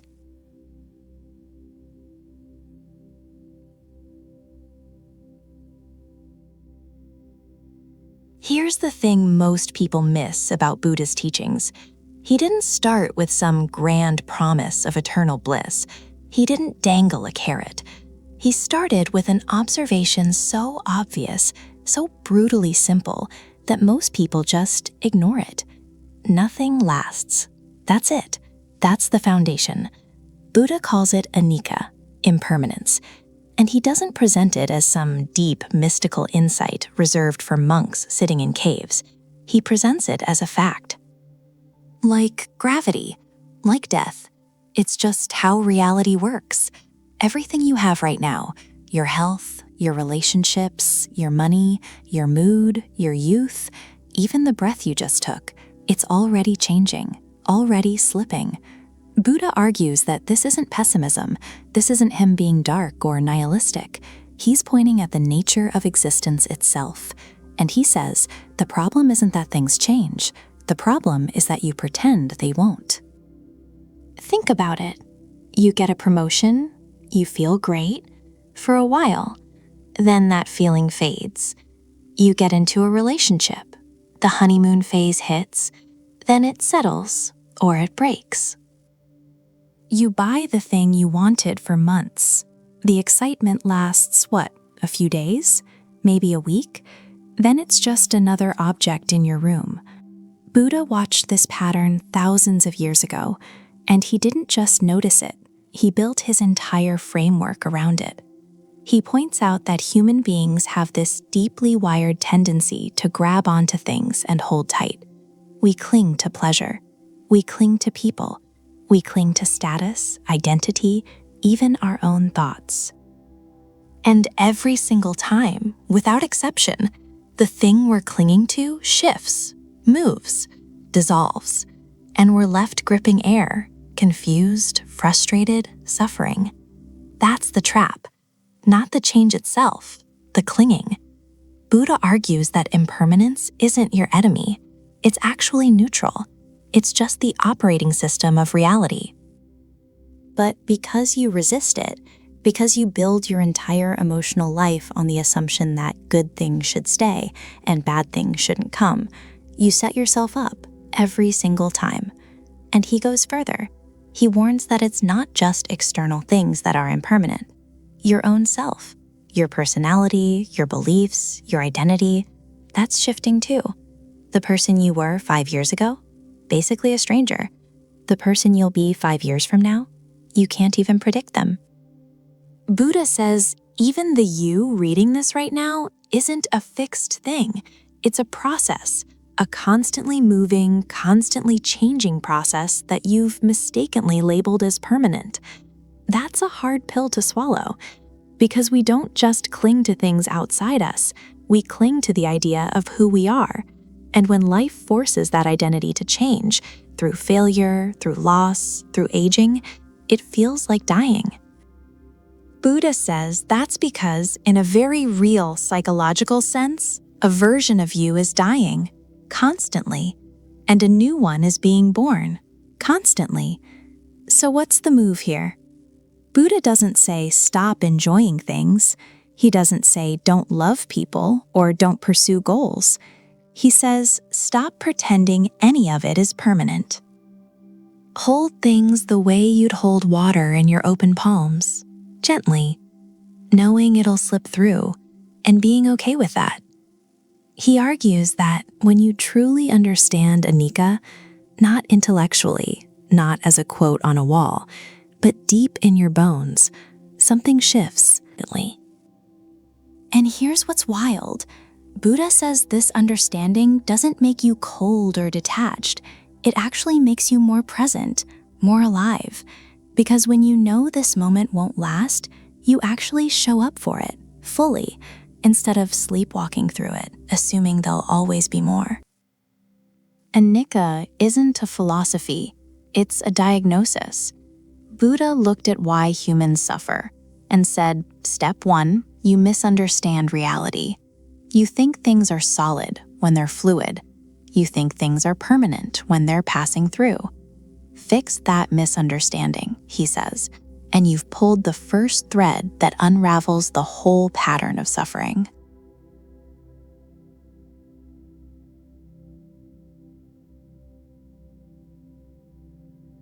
So here's something most people don't realize about Buddha. He never wrote a single word down. Not one. He taught for 45 years, walking from village to village, talking to kings, beggars, monks, murderers, and none of it was written during his lifetime. Everything he said was memorized, passed down mouth to mouth, monk to monk, generation to generation.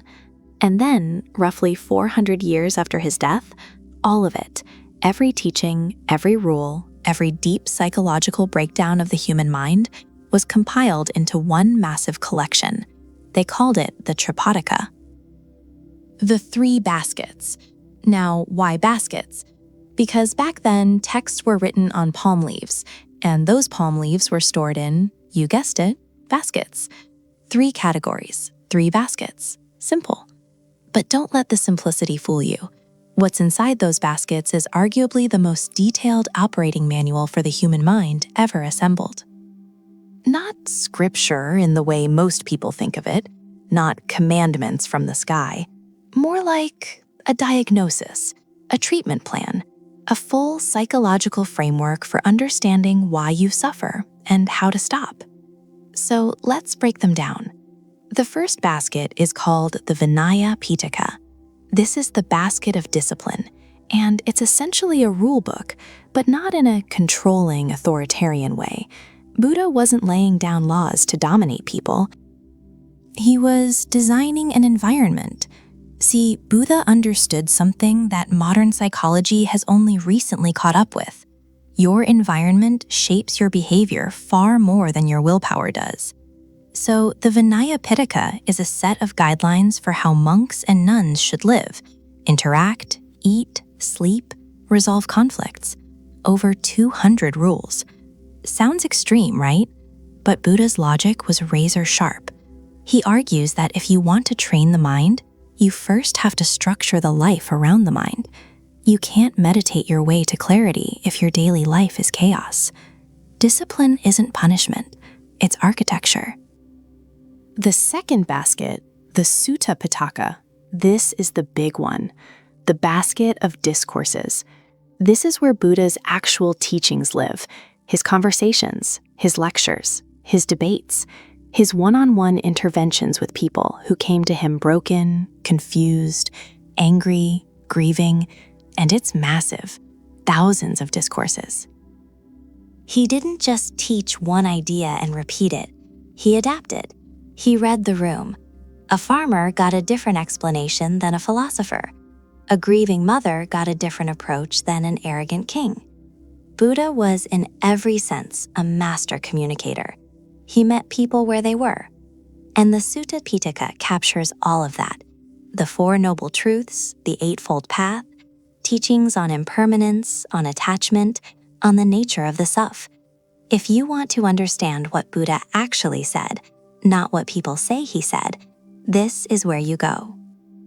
And then there's the third basket, the Abhidhamma Pitaka, the basket of higher teaching. And this is next level.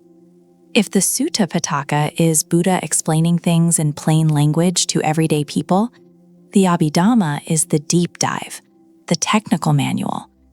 It breaks down the mind into its smallest components: consciousness, mental factors, thought processes, how perception works, how emotions arise, how reality is constructed moment by moment inside your head. This isn't philosophy, this is ancient cognitive science. Buddha didn't just say the mind creates suffering. He mapped out exactly how, step by step, process by process, with a level of precision that honestly makes you wonder how someone 2,500 years ago could see this clearly without a brain scanner. So that's the Tripitaka. 3 baskets. 1 for discipline, 1 for teaching, 1 for deep analysis. Together, they form the complete system. And here's what matters. Buddha didn't build a religion with this. He built a method, a technology for the mind. The Tripitaka isn't something you worship. It's something you use. He wasn't asking people to believe. He was asking them to test it. Try it. See for yourself. That's what separates Buddha from almost every other figure in history. He didn't say, "Trust me." He said, "Check for yourself."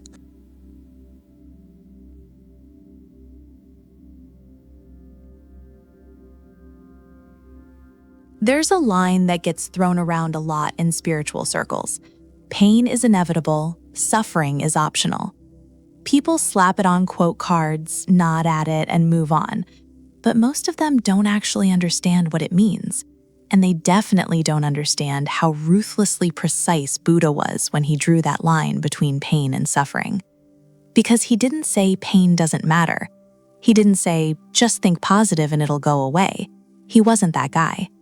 What he said was something way more surgical. Buddha makes a distinction that most people never make. Pain, physical, emotional, the raw hit of something going wrong, that's unavoidable. You will lose people you love, your body will break down, things you built will fall apart. He doesn't sugarcoat any of that. He actually leads with it. The first noble truth is literally life involves suffering. He opens with the bad news, no warm-up. No easing you in. But here's where his genius shows up. He argues that pain and suffering are not the same thing. Pain is the event. Suffering is what your mind does with it. He explains it like this. There's a famous teaching where he talks about 2 arrows. The first arrow is the painful thing that happens to you. The loss, the rejection, the failure, the sickness. That arrow hits everyone. No one's exempt. Rich, poor, wise, foolish, everyone gets hit by the first arrow. But then there's the second arrow, and this one, you shoot it at yourself. The second arrow is the story you build around the pain, the why me, the obsessive replaying, the anger at the situation, the anxiety about what comes next, the guilt, the shame, the desperate clinging to how things were before the pain showed up. Buddha argues that this second arrow, the mental one, is where almost all of your actual suffering lives, not in the event itself, in your reaction to it. And he's not being poetic here, he's being clinical. He's saying your mind has a habit, a deeply ingrained, almost automatic habit of taking a painful moment and turning it into a painful narrative, one that loops, one that feeds on itself. One that can turn a single bad moment into weeks, months, years of suffering. Someone breaks your trust. That's the first arrow. It hurts. But then the second arrow comes, the replaying of every conversation, the obsession over what you should have seen, the bitterness that starts coloring how you see everyone else. Buddha points out that the original event might have lasted a moment, but the suffering, that's self-generated, and it can last a lifetime if you let it. He's not blaming you for it either. That's important. He's not saying it's your fault you're suffering. He's saying the mind is wired this way. It clings, it resists, it reacts. That's its default setting. But, and this is the whole point of his teaching, defaults can be overridden. Buddha argues that the gap between the first arrow and the second arrow is where your entire freedom lives. That tiny space between what happens and how you respond. Most people don't even know the gap exists. They get hit by the first arrow and immediately start firing the second one without realizing they're doing it. It's automatic, reflexive. His whole practice, the meditation, the mindfulness, the awareness training, it's all aimed at widening that gap, making you see the second arrow before you fire it, giving you a choice where before there was only a reflex. And he warns, This isn't about suppressing your emotions. It's not about pretending you're fine when you're not. He's not asking anyone to become numb.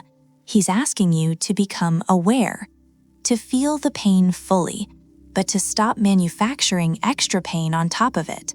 That's the move. That's the whole framework. Pain is the price of being alive, but suffering, the layers of mental anguish you pile on top of that pain, Buddha says that part is on you, not as a punishment, as an opportunity. Because the moment you see the second arrow, you can put it down.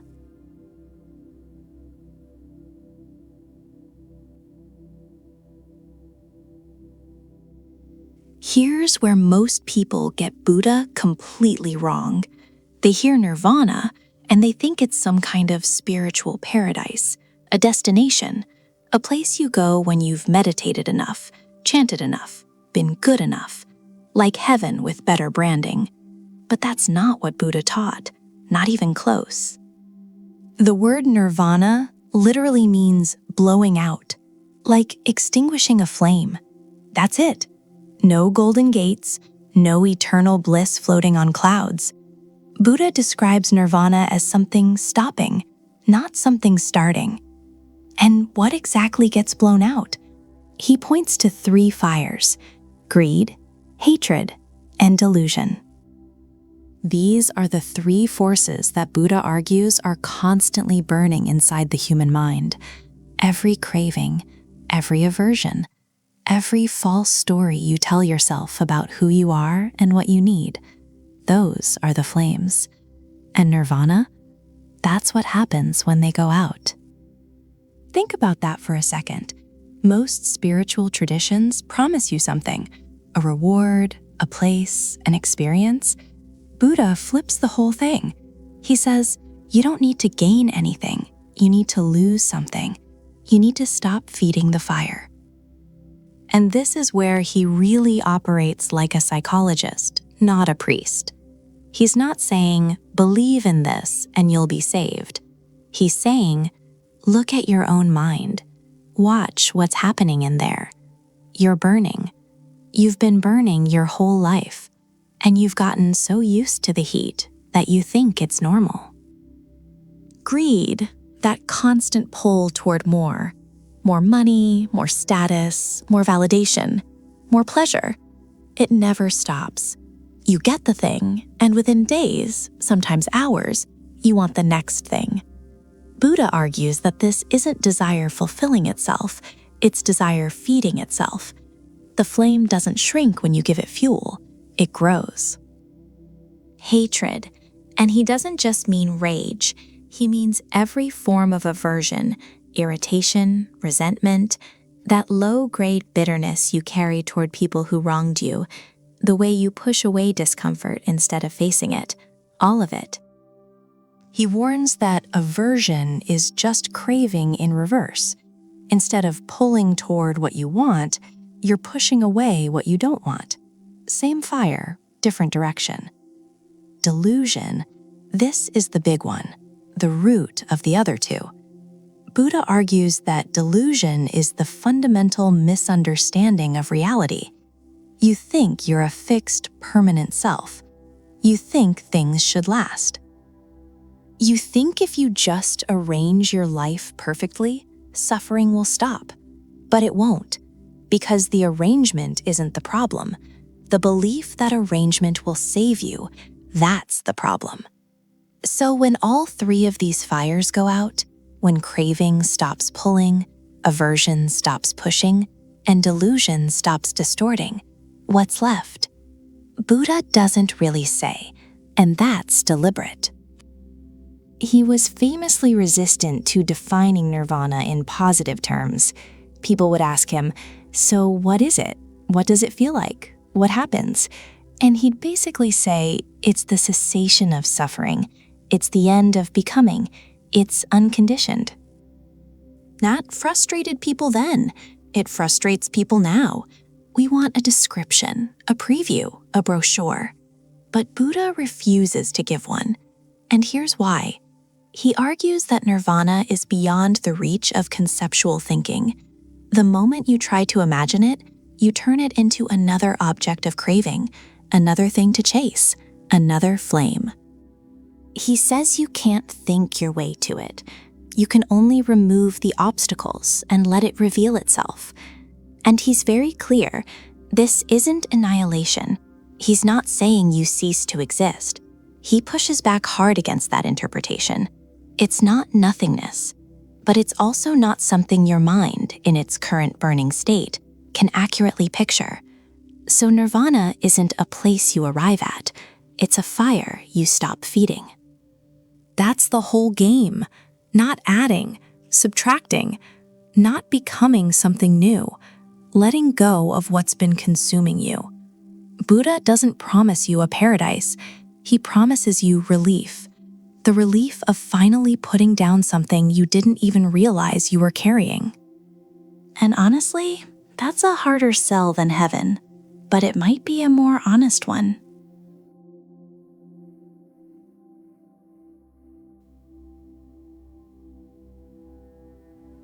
Buddha was dying. He knew it. His body was giving out. Food poisoning, most accounts say. He was 80 years old, lying between two trees, surrounded by his followers. Some of them were weeping. Some were panicking. The man who had taught them everything was about to be gone. And in that moment, his literal last breath on this earth, he could have said anything. He could have summarized his decades of teaching, could have given one final poetic send-off, could have comforted them, reassured them, told them it would all be okay. He didn't do any of that. His last words, roughly translated, all conditioned things are impermanent. Work out your own salvation with diligence. That's it. That's what he chose to leave behind. No warm goodbye, no grand revelation saved for the finale, just a cold, blunt reminder. Everything falls apart and nobody's coming to save you. Get to work. Most people gloss over this. They treat it like a nice quote for a wall hanging. But if you actually sit with what he's saying here, it's one of the most intense things any teacher has ever said on their deathbed. He's not being cruel. He's being honest one last time. And the honesty has two parts. First, everything is impermanent. Everything. Not just the bad stuff, not just the pain. The good stuff too. Your health, your relationships, your clarity, your peace, your teacher, him. He's pointing at himself and saying, even this, even me, is temporary. Don't anchor yourself to something that's going to disappear. He'd spent 45 years teaching this, and now he was proving it in real time, with his own body shutting down right in front of them. The greatest teacher they'd ever known, decomposing in real time. Impermanence wasn't a theory anymore. It was lying right there on the ground. And second, work out your own salvation, your own. Not follow the next guru, not form a committee, not build temples in my name and hope for the best. He says you, individually, figure it out. With diligence, with effort, with sweat. Buddha argues even at the very end that no one can do this for you. No teacher, no text, no tradition. He's not handing down a safety net. He's handing down a responsibility. And that word diligence, it's doing a lot of heavy lifting in that sentence. He doesn't say with hope, doesn't say with faith. He says diligence, effort, consistent, unglamorous daily effort. The kind nobody wants to hear about, the kind that doesn't make for a good Instagram caption. There's also something brutally self-aware about it. He's a dying man telling his grieving followers, don't make me your crutch. He knows what's coming. He knows they'll want to deify him, turn him into a statue, a symbol, a thing to worship instead of a method to practice. And with his last breath, he tries to stop it. Did they listen? Mostly not. Temples went up, statues were carved, rituals were built, exactly what he warned against. But that doesn't make the warning any less sharp. His final words are basically a summary of everything he ever taught, compressed into one sentence. Impermanence, that's the diagnosis. Diligence, that's the prescription. And your own salvation, that's the responsibility he refuses to carry for you. No comfort, no promises, no afterlife sales pitch. Just the raw truth delivered one last time by a man who had nothing left to gain from saying it. And here's what makes it hit even harder. He wasn't performing. He wasn't giving a TED Talk. He was in pain. He was dying. He had every reason to just stay quiet and slip away.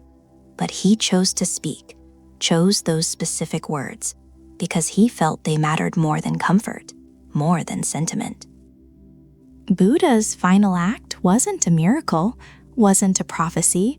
It was a warning, a dare almost. Don't cling, not to the world, not to me. Not to these teachings, just do the work while you still can. That's how the man went out.